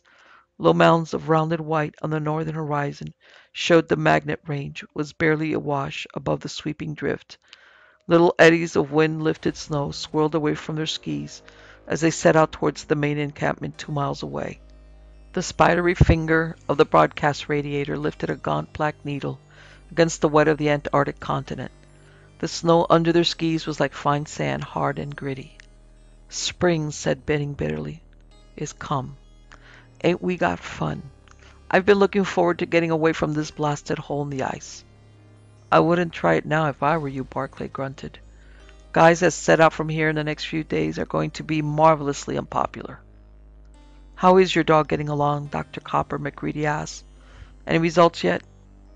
In 30 hours, I wish there were. I gave him an injection of my blood today, but I imagine another 5 days will be needed. I don't know, certainly enough to stop sooner. I've been wondering if Conant were changed. Would he have warned us so soon after the animal escaped? Wouldn't he have waited long enough for it to have a real chance to fix itself? Until we woke up naturally, MacReady asked slowly. The thing is selfish. You didn't think it looked as though it were possessed of a store of the higher justices, did you? Dr. Copper pointed out. Every part of it is all for itself, I imagine. If Conant were changed to save his skin, he'd have to. But Conant's feelings aren't changed. They're imitated perfectly, or they're his own. Naturally, imitating perfectly Conant's feelings, would do exactly what Conant would do. Say, couldn't Norris or Van give Conant some kind of test? If the thing is brighter than men, it might know more physics than Conant should, and they'd catch it out, Barclay suggested. Copper shook his head wearily. Not if it reads minds. You can't plant a trap for it. Van suggested that last night. He hoped it would answer some questions of physics he'd like to know answers to. This expedition of Fordia is going to make life happy. Benning looked at his companions, each of us with an eye on the other to make sure he doesn't do something peculiar. Man, aren't we going to be a trusting bunch? Each man eyeing his neighbors with the grandest exhibition of faith and trust. I'm beginning to know what Conant meant by I wish you could see your eyes. Every now and then we all have it, I guess. One of you looks around with a sort of I wonder if the other three are look. Incidentally, I'm not accepting myself. So far as we know, the animal is dead. With a slight question as to Conant. No other is suspected, MacReady stated slowly. The always 4 order is merely a precautionary measure. I'm waiting for Gary to make it 4 in a bunk, Barclay sighed. I thought they didn't have any privacy, so 4, but since that order... None watched more tensely than Conant. A little sterile glass test tube half filled with straw-colored fluid. 1, 2, 3, 4, 5 drops of the clear solution. Dr. Copper had prepared from the drops of blood from Conant's arm. The tube was shaken carefully, then set in a beaker of clear warm water. The thermometer read blood heat. A little thermostat clicked noiselessly, and the electric hot plate began to glow as the lights flickered slightly. Then little white flecks of precipitation were forming, snowing down in the clear straw-colored tube. Lord, said Conant. He dropped heavily into a bunk, crying like a baby. 6 days. Conant sobbed. 6 days in there, wondering if that damned test would lie. Gary moved over silently and slipped his arm across the physicist's back. It couldn't lie, Dr. Copper said. The dog was human immune, and the serum reacted. He's all right, Norris gasped. Then the animal is dead? Dead forever? He is human, Copper spoke definitely, and the animal is dead. Kinner burst out laughing, laughing hysterically. MacReady turned toward him and slapped his face with a methodical 1-2, 1-2 action. The cook laughed, gulped, cried a moment, and sat up rubbing his cheek, mumbling his thanks vaguely. I was scared, Lord, I was scared. Norris laughed brittlely. You think we weren't, you ape? You think maybe Conant wasn't? The ad building stirred with a sudden rejuvenation. Voices laughed. The men clustering around Conant spoke with unnecessarily loud voices. Jittery, nervous voices, relieved, friendly again. Somebody called out a suggestion, and a dozen started for their skis. Blair. Blair might recover. Dr. Copper fussed with his test tubes and nervous relief, trying solutions. The party for relief for Blair's shack started out the door, skis clapping noisily. Down the corridor, the dogs set up a quick yelping howl as the air of excited relief reached them. Dr. Copper fussed with his tubes. MacReady noticed him first, sitting on the edge of the bunk, with two paraffin-whitened test tubes of straw-colored fluid, his face whiter than the stuff in the tubes. Silent tears slipping down from horror-widened eyes. MacReady felt a cold knife of fear pierce through his heart and freeze in his breast. Dr. Copper looked up. Gary, he called hoarsely. Gary, for God's sake, come here. Commander Gary walked towards him sharply. Silence clapped down the ad building. Conant looked up, rose stiffly from his seat. Gary, tissue from the monster precipitates too. It proves nothing. Nothing but the dog was monster immune too. That one of the two contributing blood, one of us, two, you and I, Gary, one of us is a monster. Chapter 9. Bar, call back those men before they tell Blair, MacReady said quietly. Barclay went to the door. Faintly his shouts came back to the tensely silent men in the room. Then he was back. They're coming, he said. I didn't tell them why, just that Dr. Copper said not to go. MacReady, Gary sighed. You're in command now. May God help you. I cannot. The bronze giant nodded slowly, his deep eyes on Commander Gary. I may be the one, Gary added. I know I'm not, but I cannot prove it to you in any way. Dr. Copper's test has broken down. The fact that he showed it was useless, when it was to the advantage of the monster, to have that uselessness not known, would seem to prove he was human. Copper rocked back and forth slowly in the bunk. I know I'm human. I can't prove it either. One of us two is a liar, for that test cannot lie, and it says one of us is. I gave proof that the test was wrong, which seems to prove I'm human, and now Gary has given that argument which proves me human, which he, as the monster, should not do. Round and round and round and round, and Dr. Copper's head, then his neck and shoulders began circling slowly in time to the words. Suddenly he was lying back on the bunk, roaring with laughter. It doesn't have to prove one of us is a monster. It doesn't have to prove that at all. Ho ho! If we're all monsters, it works the same. We're all monsters, all of us. Conant and Gary and I, and all of you. MacReady Van Wall, the blond-bearded chief pilot, called softly. You were on the way to an MD when you took up meteorology, weren't you? Can't you make some kind of test? MacReady went over to Copper slowly, took the hypodermic from his hand, and washed it carefully in 95% alcohol. Gary sat on the bunk edge with wooden face, watching Copper MacReady expressionlessly. What Copper said is possible, MacReady sighed. Van will help you here. Thanks. The filled needle jabbed into Copper's thigh. The man's laughter did not stop, but slowly faded into sobs and sounded asleep as the morphia took hold. MacReady turned again. The men who had started for Blair stood at the far end of the room, skis dripping snow, their faces as white as their skis. Conant had a lighted cigarette in each hand. One he was puffing absently and staring at the floor. The heat of the one in his left hand attracted him and he stared at it, and the one in the other hand stupidly for a moment. He dropped one and crushed it under his heel slowly. Dr. Copper, McCready repeated, could be right. I know I'm human, but of course can't prove it. I'll repeat the test for my own information. Any of you others who wish to may do the same. 2 minutes later, McCready held a test tube with white precipitin settling slowly from straw-colored serum. It reacts to human blood too, so they aren't both monsters. I didn't think they were, Van Wall sighed. That wouldn't suit the monster either. We could have destroyed them if we knew. Why hasn't the monster destroyed us, do you suppose? It seems to be loose. McCready snorted, then laughed softly. Elementary, my dear Watson. The monster wants to have life forms available. It cannot animate a dead body. Apparently, it is just waiting until the best opportunities come. We who remain human, it is holding in reserve. Kinner shuddered violently. Hey, Mac. Mac, would I know if I was a monster? Would I know if the monster had already got me? Oh, Lord, I may be a monster already. You'd know, McCready answered. But we wouldn't, Norris laughed shortly, half hysterically. McCready looked at the vial of serum remaining. There's one thing this damn stuff is good for at that, he said thoughtfully. Clark, will you and Van help me? The rest of the gang better stick together here. Keep an eye on each other, he said bitterly. See that you don't get into any mischief, shall we say? McCready started down the tunnel towards Dogtown, with Clark and Van Wall behind him. You need more serum? Clark asked. McCready shook his head. Tests. There's 4 cows and a bull, and nearly 70 dogs down there.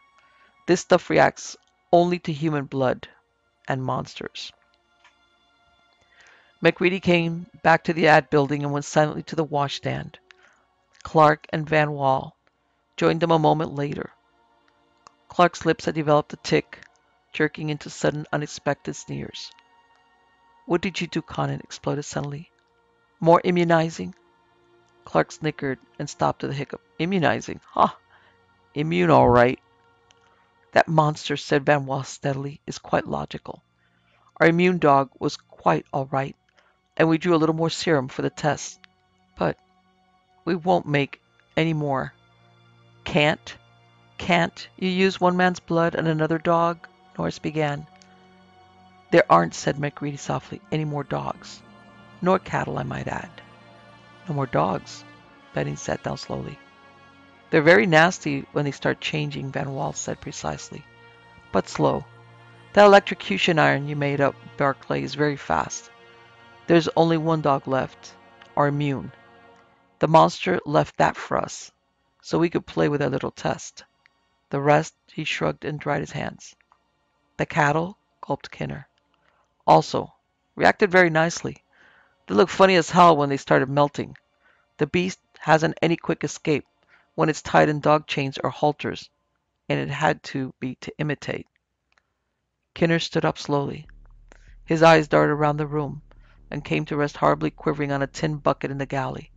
Slowly, step by step, he retreated toward the door, his mouth opening and closing silently, like a fish out of water.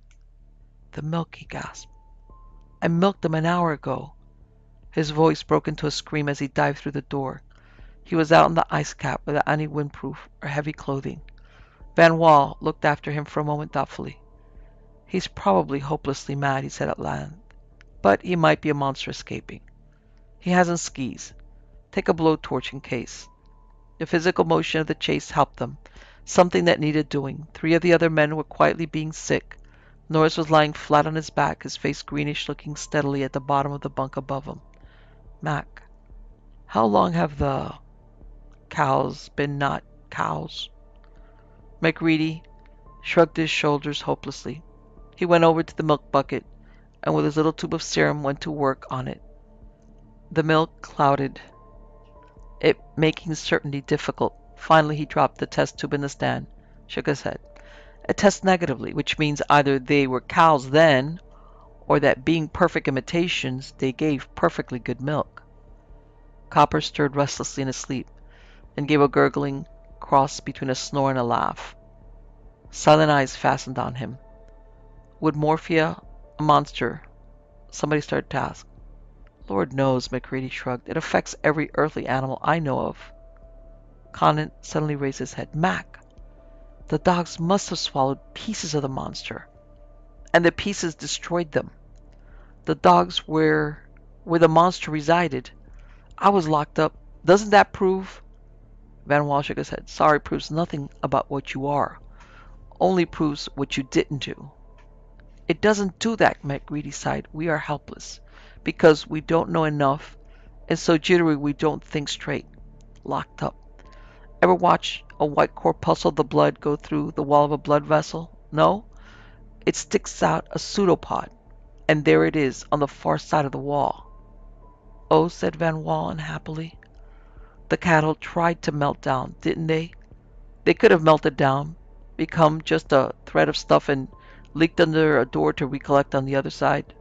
Ropes? No, no, that wouldn't do it. They couldn't live in a sealed tank or... If, said McGreedy, you shoot it through the heart and it doesn't die, it's a monster. That's the best test I can think of offhand. No dogs, said Gary quietly, and no cattle. It has to imitate men now, and locking up doesn't do any good. Your test might work, Mac, but I'm afraid it would be hard on the men. Chapter 10. Clark looked up from the galley stove as Van Wall, Barclay, McGreedy, and Benning came in, brushing the drift from their clothes. The other men jammed into the ad building continued studiously to do as they were doing, playing chess, poker, reading. Ralston was fixing a sledge on the table. Van and Norris had their heads together over magnetic data while Harvey read tables in a low voice. Dr. Carper snored softly on the bunk. Gary was working with Dutton over a sheaf of radio messages in the corner of Dutton's bunk and a small fraction of the radio table. Conant was using most of the table for cosmic ray sheets. Quite plainly, through the corridor, despite two closed doors, they could hear Kinner's voice. Clark banged the kettle onto the galley stove and beckoned McGreedy silently. The meteorologist went over to him. I don't mind the cooking so damn much, Clark said nervously. But isn't there some way to stop that bird? We all agreed that it would be safe to move him into the Cosmos house. Kinner? McGreedy nodded toward the door. I'm afraid not. I can dope him, I suppose, but we don't have an unlimited supply of morphia, and he's not in danger of losing his mind, just hysterical. Well, we're in danger of losing ours. We've been out for an hour and a half. That's been going on steadily ever since, and it was going for 2 hours before. There's a limit, you know. Gary wandered over slowly, apologetically. For an instant, McGreedy caught the feral spark of fear, horror, in Clark's eyes and knew at the same instant it was in his own. Gary or Copper was certainly a monster. If you could stop that, I think it would be a sound policy, Mac. Gary spoke quietly. There are tensions enough in this room. We agreed that it would be safe for Kinner in there, because everyone else in camp is under the constant eyeing. Gary shivered slightly. And try. Try in God's name to find some test that will work. McGreedy sighed. Watched or unwatched, everyone's tense. Blair's jammed the trap so it won't open now. Says he's got food enough and keeps screaming, go away, you're monsters. I won't be absorbed, I won't. I'll tell men when they come, go away. So we went away. There's no other test, Gary pleaded. McGreedy shrugged his shoulders. Copper was perfectly right. The serum test could be absolutely definitive if it hadn't been contaminated. But that's the only dog left, and he's fixed now. Chemical tests? McGreedy shook his head. Our chemistry isn't that good. I tried the microscope, you know. Gary nodded. Monster dog and real dog were identical, but you've got to go on. What are we going to do after dinner? Van Wall had joined them quietly. Rotation sleeping, half the crowd asleep, half awake. I wonder how many of us are monsters. All the dogs were. We thought we were safe, but somehow it got Copper, or you. Van Wall's eyes flashed uneasily. It may have gotten every one of you. All of you but myself may be wondering, looking. No, that's not possible. You just spring then. I'd be helpless. We humans must somehow have the greater numbers now, but... He stopped. McGreedy laughed shortly. You're doing what Norris complained of in me. Leaving it hanging. But if one more is changed, that may shift the balance of power. It doesn't fight. I don't think it ever fights. It must be a peaceful thing in its own inimitable way. It never had to because it always gained its end otherwise. Van Wall's mouth twisted in a sickly grin. You're suggesting then that perhaps it already has the greater numbers, but is just waiting all of them, all of you, for all I know, waiting till I, the last human, drop my weariness and sleep. Mac, did you notice their eyes all looking at us? Gary sighed. You haven't been sitting here for 4 straight hours, while all their eyes silently weigh the information that one of us, two, Copper or I, is a monster certainly, perhaps both of us. Clark repeated his request. Will you stop that bird's noise? He's driving me nuts. Make him tone down anyway. Still praying? McReady asked. Still praying, Clark groaned. He hasn't stopped for a second. I don't mind his praying if it relieves him, but he yells. He sings psalms and hymns and shouts prayers. He thinks God can't hear well way down here. Maybe he can't, Barclay grunted. Or he'd have done something about this thing loosed from hell. Somebody's going to try that test you mentioned. If you don't stop him, Clark stated grimly. I think a cleaver in the head would be as positive a test as a bullet in the heart. Go ahead with the food. I'll see what I can do. There may be something in the cabinets. McReady moved wearily towards the corner Copper had used as his dispensary. 3 tall cabinets of rough boards, 2 locked, were the repository of the camp's medical supplies. 12 years ago, McReady had graduated, had started for an internship, and been diverted into meteorology. Copper was a picked man, a man who knew his profession thoroughly and modernly. More than half the drugs available were totally unfamiliar to McReady. Many of the others he had forgotten. There was no huge medical library here, no series of journals available to learn the things he had forgotten. The elementary simple things to Copper, things that did not merit inclusion in the small library he had been forced to content himself with. Books are heavy, and every ounce of supplies had been freighted in by air. McReady picked up barbiturate hopefully. Barclay and Van Wall went with him. One man never went anywhere alone in Big Magnet. Ralston had his sledge put away, and the physicist had moved off the table, the poker game broken up when they got back. Clark was putting out the food. The click of spoons and the muffled sound of eating were the only sign of life in the room. There were no words spoken as the 3 returned, simply all eyes focused on them questioningly, while the jaws moved methodically. McReady stiffened suddenly. Kinner was screeching out a hymn in a hoarse, cracked voice. He looked wearily at Van Wall with a twisted grin and shook his head. Uh-huh. Van Wall cursed bitterly and sat down at the table. We'll just plumb have to take this till his voice wears out. He can't yell like that forever. He's got a brass throat and a cast-iron larynx, Norris declared savagely. Then we could be hopeful and suggest he's one of our friends. In that case, he could go on renewing his throat till doomsday. Silence clamped down. For 20 minutes they ate without a word. Then Conant jumped up with an angry violence. You sit as still as a bunch of graven images. You won't say a word, but oh Lord, what expressive eyes you've got. They roll around like a bunch of glass marbles spilling down a table. They wink and blink and stare and whisper things. Can you guys look somewhere else for a change, please? Listen, Mac. You're in charge here. Let's run movies for the rest of the night. We've been saving those reels to make 'em last. Last for what? Who's going to see those last reels, right? Let's see 'em while we can and look at something other than each other. Sound idea, Conant. I, for one, am quite willing to change this in any way I can. Turn the sound up loud, Dutton. Maybe you can drown out the hymns, Clark suggested. But don't, Norris said softly. Don't turn off the lights altogether. The lights will be out, McReady shook his head. We'll show all the cartoon movies we have. You won't mind seeing the old cartoons, will you? Goody, goody. A moon picture show.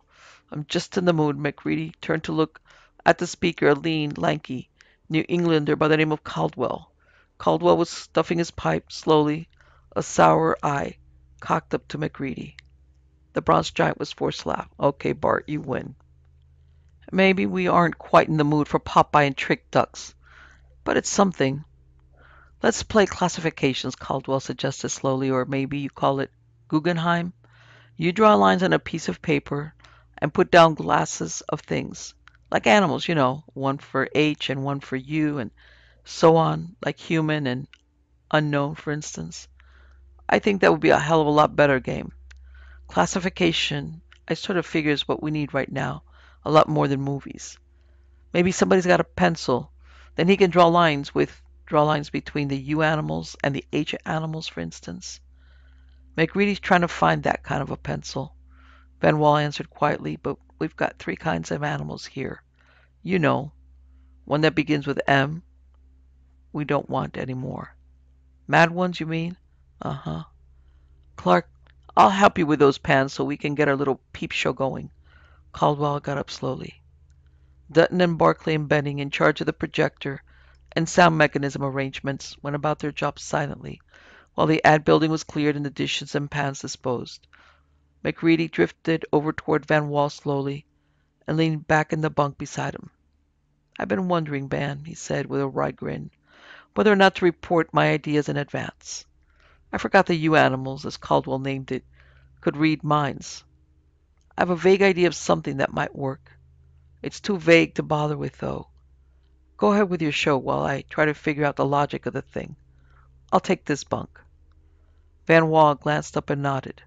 The movie screen would be practically on a line with his bunk, hence making the pictures least distracting here because least intelligible. "Perhaps you should tell us what you have in mind. As it is, only the unknowns know what you plan. You might be unknown before you got it into operation. Won't take long if I get it figured out right, but I don't want any more all but the test dog monsters thing. We better move Copper into this bunk directly above me. He won't be watching the screen either." McReady nodded towards Copper, gently snoring bulk. Gary helped him lift and move the doctor. McReady leaned back against the bunk and sank into a trance, almost of concentration, trying to calculate chances, operations, methods. He was scarcely aware as the others distributed themselves silently and the screen lit up. Vaguely, Kinner's hectic, shouted prayers and his rasping hymn singing annoyed him till the sound of accompaniment started. The lights were turned out, but the large, light-colored areas of the screen reflected enough light for ready visibility. It made men's eyes sparkle as they moved restlessly. Kinner was still praying, shouting his voice a raucous accompaniment to the mechanical sound. Dutton stepped up the amplification. So long had the voice been going on that only vaguely at first was McReady aware that something seemed missing.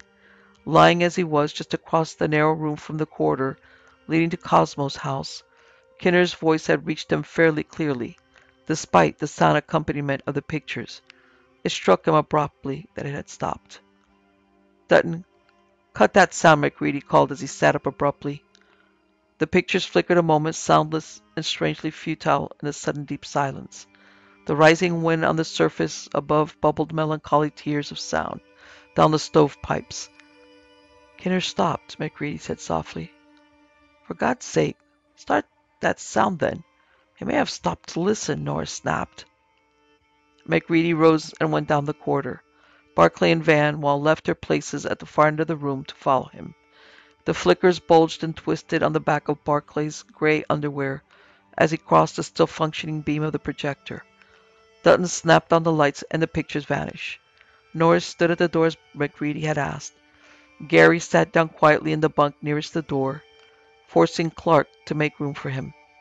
Most of the others had stayed exactly where they were. Only Conant walked slowly up and down the room, in steady, unvarying rhythm. "If you're going to do that, Conant," Clark spat, "we can get along without you altogether. Whether you're human or not, will you stop that damn rhythm?" "Sorry." The physicist sat down in the bunk and watched his toes thoughtfully. It was almost 5 minutes, 5 ages, while the wind made the only sound, before McReady appeared at the door. "Well," he announced, "haven't got enough grief here already. Somebody's tried to help us out. Kinner has a knife in his throat, which was why he stopped singing, probably. We've got monsters, madmen, and murderers. Any more M's you can think of, Caldwell? If there are, we'll probably have 'em before long." Chapter 11. "Is Blair loose?" someone asked. Blair is not loose. Or he flew in. If there's any doubt about where our gentle helper came from, this may clear it up. Van Wall had a foot-long, thin-bladed knife in a cloth. The wooden handle was half-burnt charred with a peculiar pattern of the top of the galley stove. Clark stared at it. I did that this afternoon. I forgot the damn thing and left it on the stove. Van Wall nodded. I smelled it, if you remember. I knew the knife came from the galley. I wonder, said Benning, looking round with the party warily. How many more monsters have we? If somebody could slip out of this place, go back of the screen to the galley, and then down to the Cosmos house and back. He did come back, didn't he? Yes, everybody's here. Well, if one of the gang could do all that. Maybe a monster did it, Gary suggested quietly. There's that possibility. The monster, as you pointed out today, has only men left to imitate. Would he decrease his supply, shall we say? Van Wall pointed out. No, we just have a plain, ordinary louse, a murderer to deal with. Ordinarily, we'd call him an inhuman murderer, I suppose, but we have to distinguish now. We have inhuman murderers, and now we have human murderers. Or one at least. There's one less human, Norris said softly. Maybe the monsters have the balance of power now. Never mind that, MacReady sighed, and turned to Barclay. Bar, will you get your electric gadget? I'm going to make certain. Barclay turned down the corridor to get the pronged electrocutor while MacReady and Van Wall went back toward Cosmo's house. Barclay followed them some 30 seconds later. The corridor to Cosmo's house twisted as did nearly all corridors in Big Magnet, and Norris stood at the entrance again. But they heard rather muffled MacReady's sudden shout. There was a savage scurries of blows, dull chunk, slough sounds, bar, bar, and a curious savage mewing scream, silenced before even quick-moving Norris had reached the bend. Kinner, or what had been Kinner, lay on the floor, cut half in two by the great knife MacReady had. The meteorologist stood against the wall, the knife dripping red in his hand. Van Wall was stirring vaguely on the floor, moaning, his hand half-consciously rubbing at his jaw. Barclay, an unutterably savage gleam in his eyes, was methodically leaning on the pronged weapon in his hand, jabbing, jabbing, jabbing. Kinner's arms had developed a queer, scaly fur, and the flesh had twisted. The fingers had shortened, the hand rounded, the fingernails become 3 inches long, things of dull red horn, keen to steel-hard, razor-sharp talons. MacReady raised his head, looked at the knife in his hand, and dropped it. Well, whoever did it can speak up now. He was an inhuman murderer at that. In that he murdered an inhuman. I swear by all that's holy, Kinner was a lifeless corpse on the floor here when we arrived. But when it found we were going to jab it with the power, it changed. Norris stared unsteadily. Oh, Lord, those things can act. Ye gods, sitting in here for hours, mouthing prayers to a God it hated, shouting hymns in a cracked voice, hymns about a church it never knew, driving us mad with his ceaseless howling. Well, speak up, whoever did it. You didn't know it, but you did the camp a favor, and I want to know how in blazes you got out of that room without anyone seeing you. It might help in guarding ourselves. His screaming, his singing, even the sound projector couldn't drown it, Clark shivered. It was a monster. Oh, said Van Wall in sudden comprehension. You were sitting right next to the door, weren't you? And almost behind the projection screen already. Clark nodded dumbly. It's quiet now. It's a dead. Mac, your test is no damn good. It was dead anyway. Monster or man, it was dead. MacReady chuckled softly. Boys, meet Clark. The only one we know is human. Meet Clark. The one who proves he's human by trying to commit murder and failing. Will the rest of you please refrain from trying to prove you're human for a while? I think we may have another test. A test, Conan snapped joyfully. Then his face sagged in disappointment.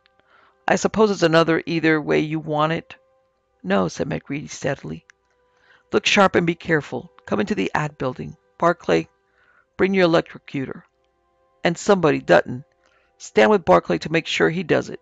Watch every neighbor, for by the hell these monsters came from, I've got something, and they know it. They're going to get dangerous. The group tensed abruptly. An air-crushing menace entered into every man's body. Sharply they looked at each other, more keenly than ever before. Is that man next to me an inhuman monster? What is it? Gary asked as they stood again in the main room. How long will it take? I don't know exactly, said MacReady, his voice brittle with angry determination. But I know it will work, and no two ways about it. It depends on a basic quality of the monsters, not on us. Kinner just convinced me. He stood, heavy and solid in bronzed immobility, completely sure of himself again at last. This, said Barclay, hefting the wooden-handled weapon tipped with its two pointed, charged conductors, is going to be rather unnecessary, I take it. Is the power plant assured? Dutton nodded sharply. The automatic stoker bin is full. The gas power plant is on standby. Van Wall and I set it for the movie operation, and we've checked it over rather carefully several times, you know. Anything those wires touch dies, he assured them grimly. I know that. Dr. Copper stirred vaguely in his bunk, rubbed his eyes with fumbling hands. He sat up slowly, blinked his eyes blurred with sleep and drugs, widened with an unutterable horror of drug-ridden nightmares. Gary, he mumbled. Gary, listen. Selfish from hell they came, and hellish selfish. I mean self. What do I mean? He sank back in his bed and snored softly. MacReady looked at him thoughtfully. We'll know presently, he nodded slowly. But selfish is what you mean, all right. You may have thought of that, half sleeping, dreaming there. I didn't stop to think what dreams you might be having. But that's all right. Selfish is the word. They must be, you see. He turned to the men in the cabin, tense, silent men, staring with wolfish eyes, each at his neighbor. Selfish. And as Dr. Copper said, every part is a whole. Every piece is self-sufficient, an animal in itself. That, and one other thing tell the story. There's nothing mysterious about blood. It's just as normal a body tissue as a piece of muscle or a piece of liver. But it hasn't so much connective tissue, though it has millions, billions of life cells. MacReady's great bronze beard ruffled in a grim smile. This is satisfying in a way. I'm pretty sure we humans still outnumber you, others. Others standing here. And we have what you, your other world race, evidently doesn't. Not an imitated, but a bred-in-the-bone instinct, a driving, unquestionable fire that's genuine. We'll fight. Fight with a ferocity you may attempt to imitate. But you'll never equal. We're human. We're real. Your imitation's false to the core of your every cell. All right. It's a showdown now. And you know, you with your mind reading, you've lifted the idea from my brain. You can't do a thing about it. Standing here, let it pass. Blood is tissue. They have to bleed. If they don't bleed when cut, then by heaven they're phony. Phony from hell. If they bleed, then that blood separated from them is an individual, a newly formed individual in its own right, just as they split all of them from one original are individuals. Get it, Van? See the answer bar? Van Wall laughed very slowly. The blood. The blood will not obey. It's a new individual, with all desire to protect its own life that the original, the main mass from which it has split has. The blood will live, and try to crawl away from a hot needle, say. MacReady picked up the scalpel from the table. From the cabinet he took a rack of test tubes, a tiny alcohol lamp, and a length of platinum wire set in a little glass rod. A smile of grim satisfaction wrote his lips. For a moment he glanced up at those around him. Barclay and Dutton moved toward him slowly, the one-handled electric instrument alert. Dutton, said MacReady, suppose you stand over by the splice there, where you've connected that in. Just make sure nothing pulls it loose. Dutton moved away. Now, Van, suppose you be first on this. White-faced Van Wall stepped forward. With a delicate precision, MacReady cut a vein in the base of his thumb. Van Wall winced slightly, then held steady as half an inch of bright blood collected in the tube. MacReady put the tube in the rack, gave Van Wall a bit of alum, and indicated the iodine bottle. Van Wall stood motionlessly watching. MacReady heated the platinum wire in the alcohol lamp flame, then dipped it into the tube. It hissed softly. 5 times he repeated the test. Human, I'd say. MacReady sighed and straightened. As yet, my theory hasn't been actually proven, but I have hopes. I have hopes. Don't, by the way, get too interested in this. We have with us some unwelcome ones, no doubt. Van, will you relieve Barclay at the switch? Thanks, okay. Barclay, and may I say I hope you stay with us. You're a damn good guy. Barclay grinned uncertainly, winced under the keen edge of the scalpel. Presently, smiling widely, he retrieved his long-handled weapon. Mr. Samuel Barr! The tensity was released in that second. Whatever of hell the monsters may have had within them, the men in that instant matched it. Barclay had no chance to move his weapon as a score of men poured down on that thing that had seemed Dutton. It mewed and spat and tried to grow fangs, and was 100 broken, torn pieces, without knives or any weapons save the brute-given strength of a staff of picked men. The thing was crushed, rent. Slowly they picked themselves up, their eyes smoldering, very quiet in their emotions. A curious wrinkling of their lips betrayed a species of nervousness. Barclay went over with the electric weapon. Things smoldered and stank. The caustic acid Van Wall dropped on each spilled drop of blood gave off tickling, cough-provoking fumes. MacReady grinned, his deep-set eyes alight and dancing. Maybe, he said softly. I underrated man's abilities when I said nothing human could have the curiosity in the eyes of that thing we found.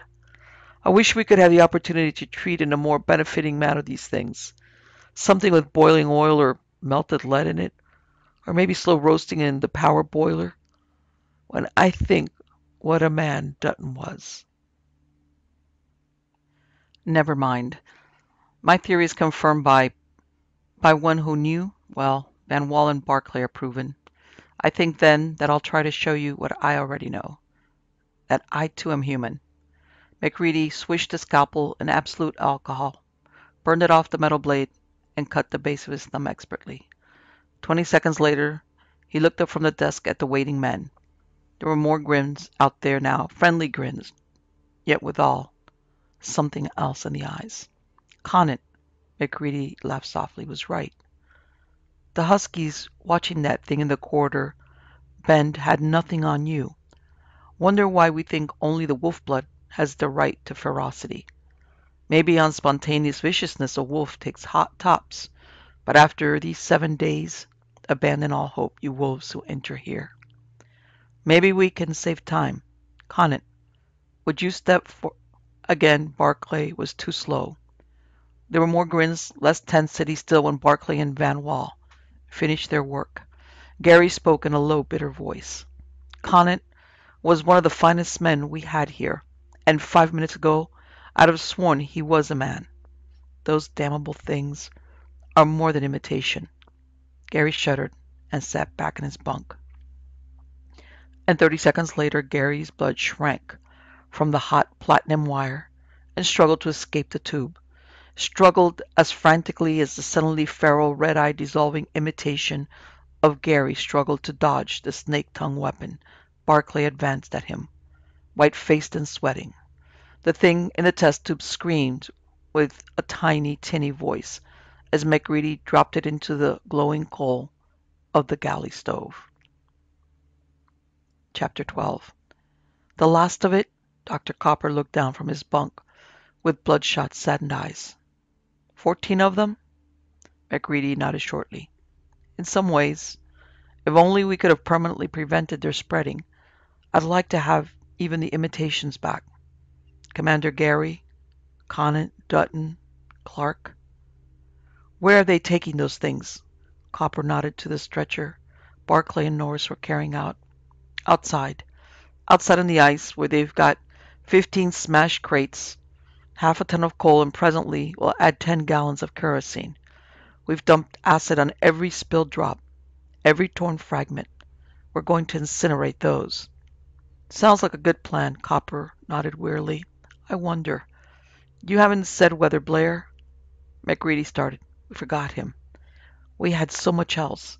I wonder, do you suppose we can cure him now? If, began Dr. Copper, and stopped meaningly. McGreedy started a second time. Even a madman. It imitated Kinner and his praying hysteria. McGreedy turned toward Van Wall at the long table. Van, we've got to make an expedition to Blair's shack. Van looked up sharply. The frown of worry faded for an instant in surprised remembrance. Then he rose, nodded. Barclay, better go along. He applied the lashings, and may figure how to get in without frightening Blair too much. 3/4 of an hour through negative 37 degrees cold they hiked, while the aurora curtain bellied overhead. The twilight was nearly 12 hours long, flaming in the north on snow like white crystalline sand under their skis. A 5-mile wind piled it in drift lines pointing off to the northwest. 3/4 of an hour to reach the snow-buried shack. No smoke came from the little shack, and the men hastened. Blair!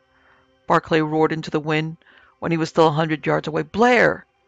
Shut up, said McGreedy softly. And hurry. He may be trying a long hike.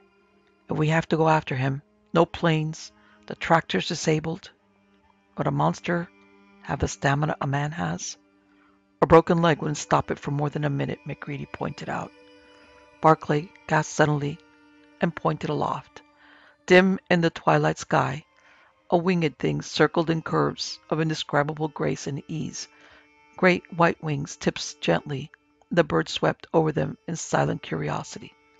Albatross, Barclay said softly.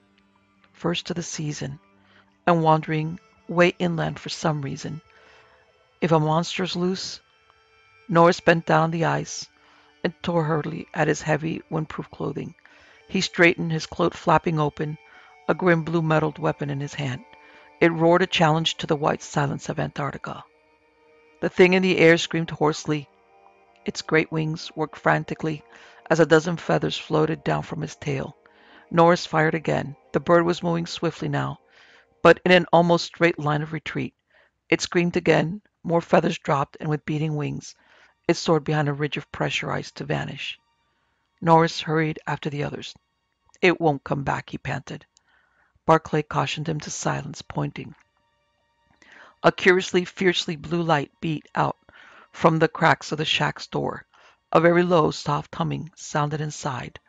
A low, soft humming, and a clink and clank of tools, the very sound somehow bearing a message of frantic haste. McGreedy's face paled. Lord, help us if that thing has. He grabbed Barclay's shoulder and made snipping motions with his fingers, pointing towards the lacing of control cables that held the door. Barclay drew the wire cutters from his pocket and kneeled soundlessly at the door. The snap and twang of cut wires made an unbearable racket in the utter quiet of the Antarctic hush. There was only that strange, sweet, soft hum from within the shack, and the queerly, hectically clicking and rattling of tools to drown their noise. McGreedy peered through a crack in the door. His breath sucked in huskily, and his great fingers clamped cruelly on Barclay's shoulder. The meteorologist backed down. It isn't, he explained very softly. Blair. It's kneeling on something on the bunk. Something that keeps lifting. Whatever it's working on is a thing like a knapsack, and it lifts. All at once, Barclay said grimly. No, Norris, hang back and get that iron of yours out. It may have weapons. Together, Barclay's powerful body, McGreedy's giant strength, struck the door. Inside, the bunk jammed against the door, screeched madly and crackled into kindling.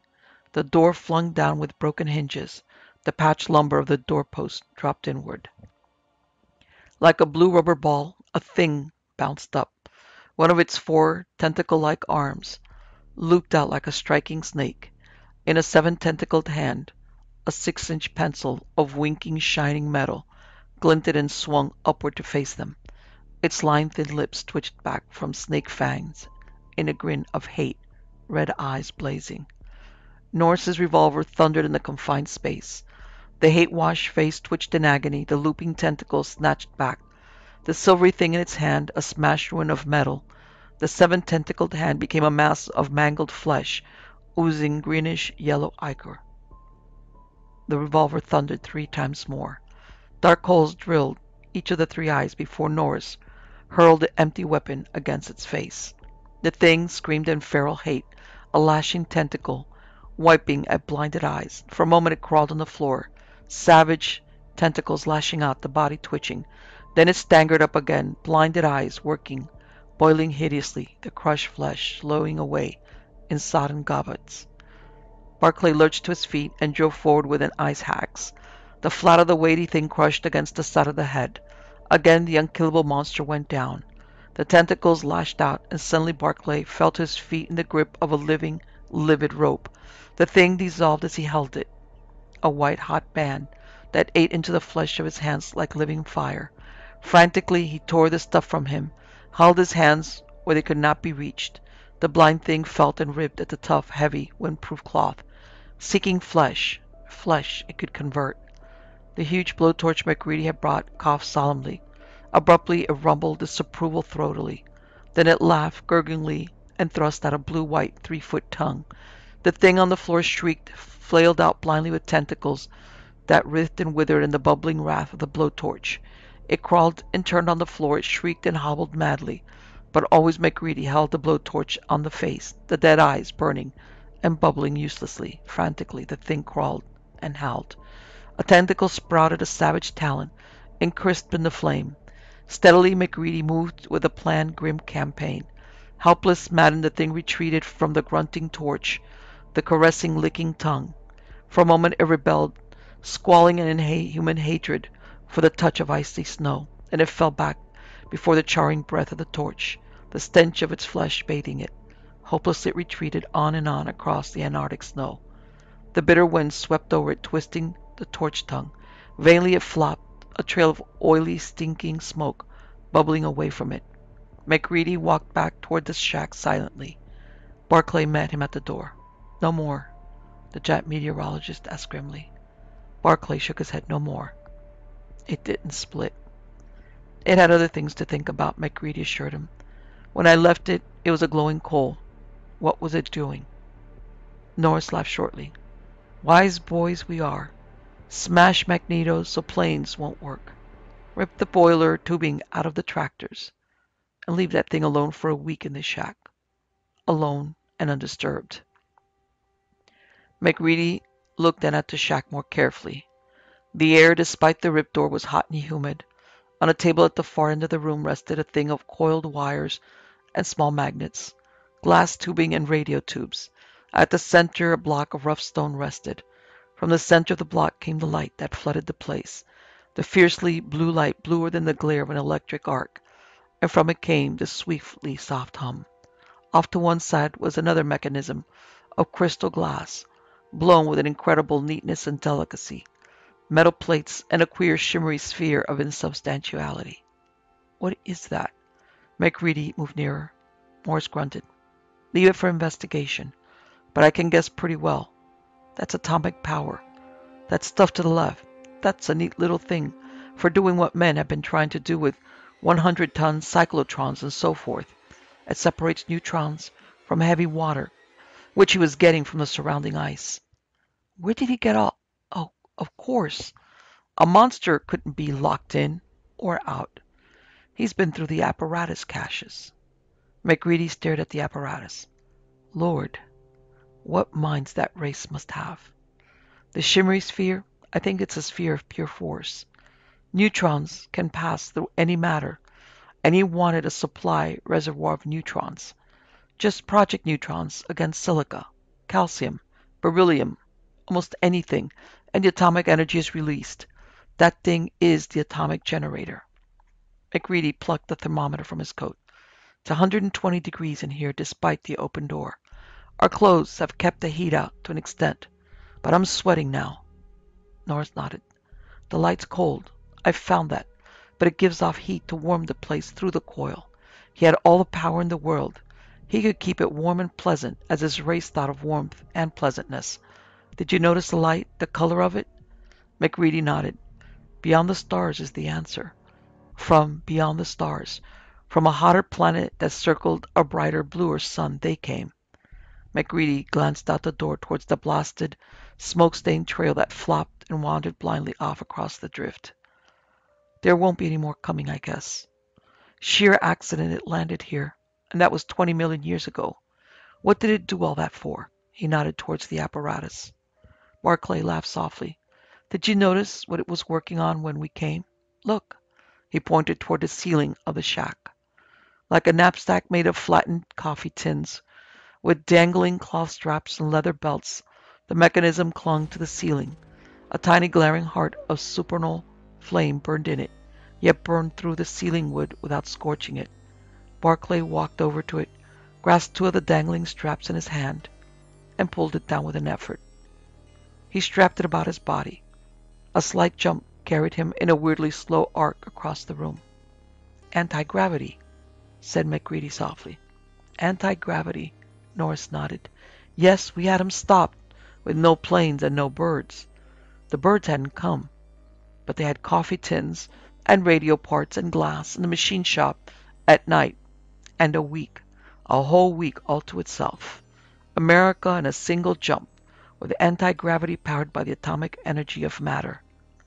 We had 'em stopped. Another half hour. It was just tightening these straps on the device so it could wear it, and we'd have stayed in Antarctica and shot down any moving thing that came from the rest of the world. The albatross, MacReady said softly. Do you suppose? With this thing almost finished, with that death weapon it held in its hand? No. By the grace of God, who evidently does hear very well, even down here in the margin of half an hour, we keep our world and the planets of the system too. Anti-gravity, you know, and atomic power, because they came from another sun, a star beyond the stars. They came from a world with a bluer sun.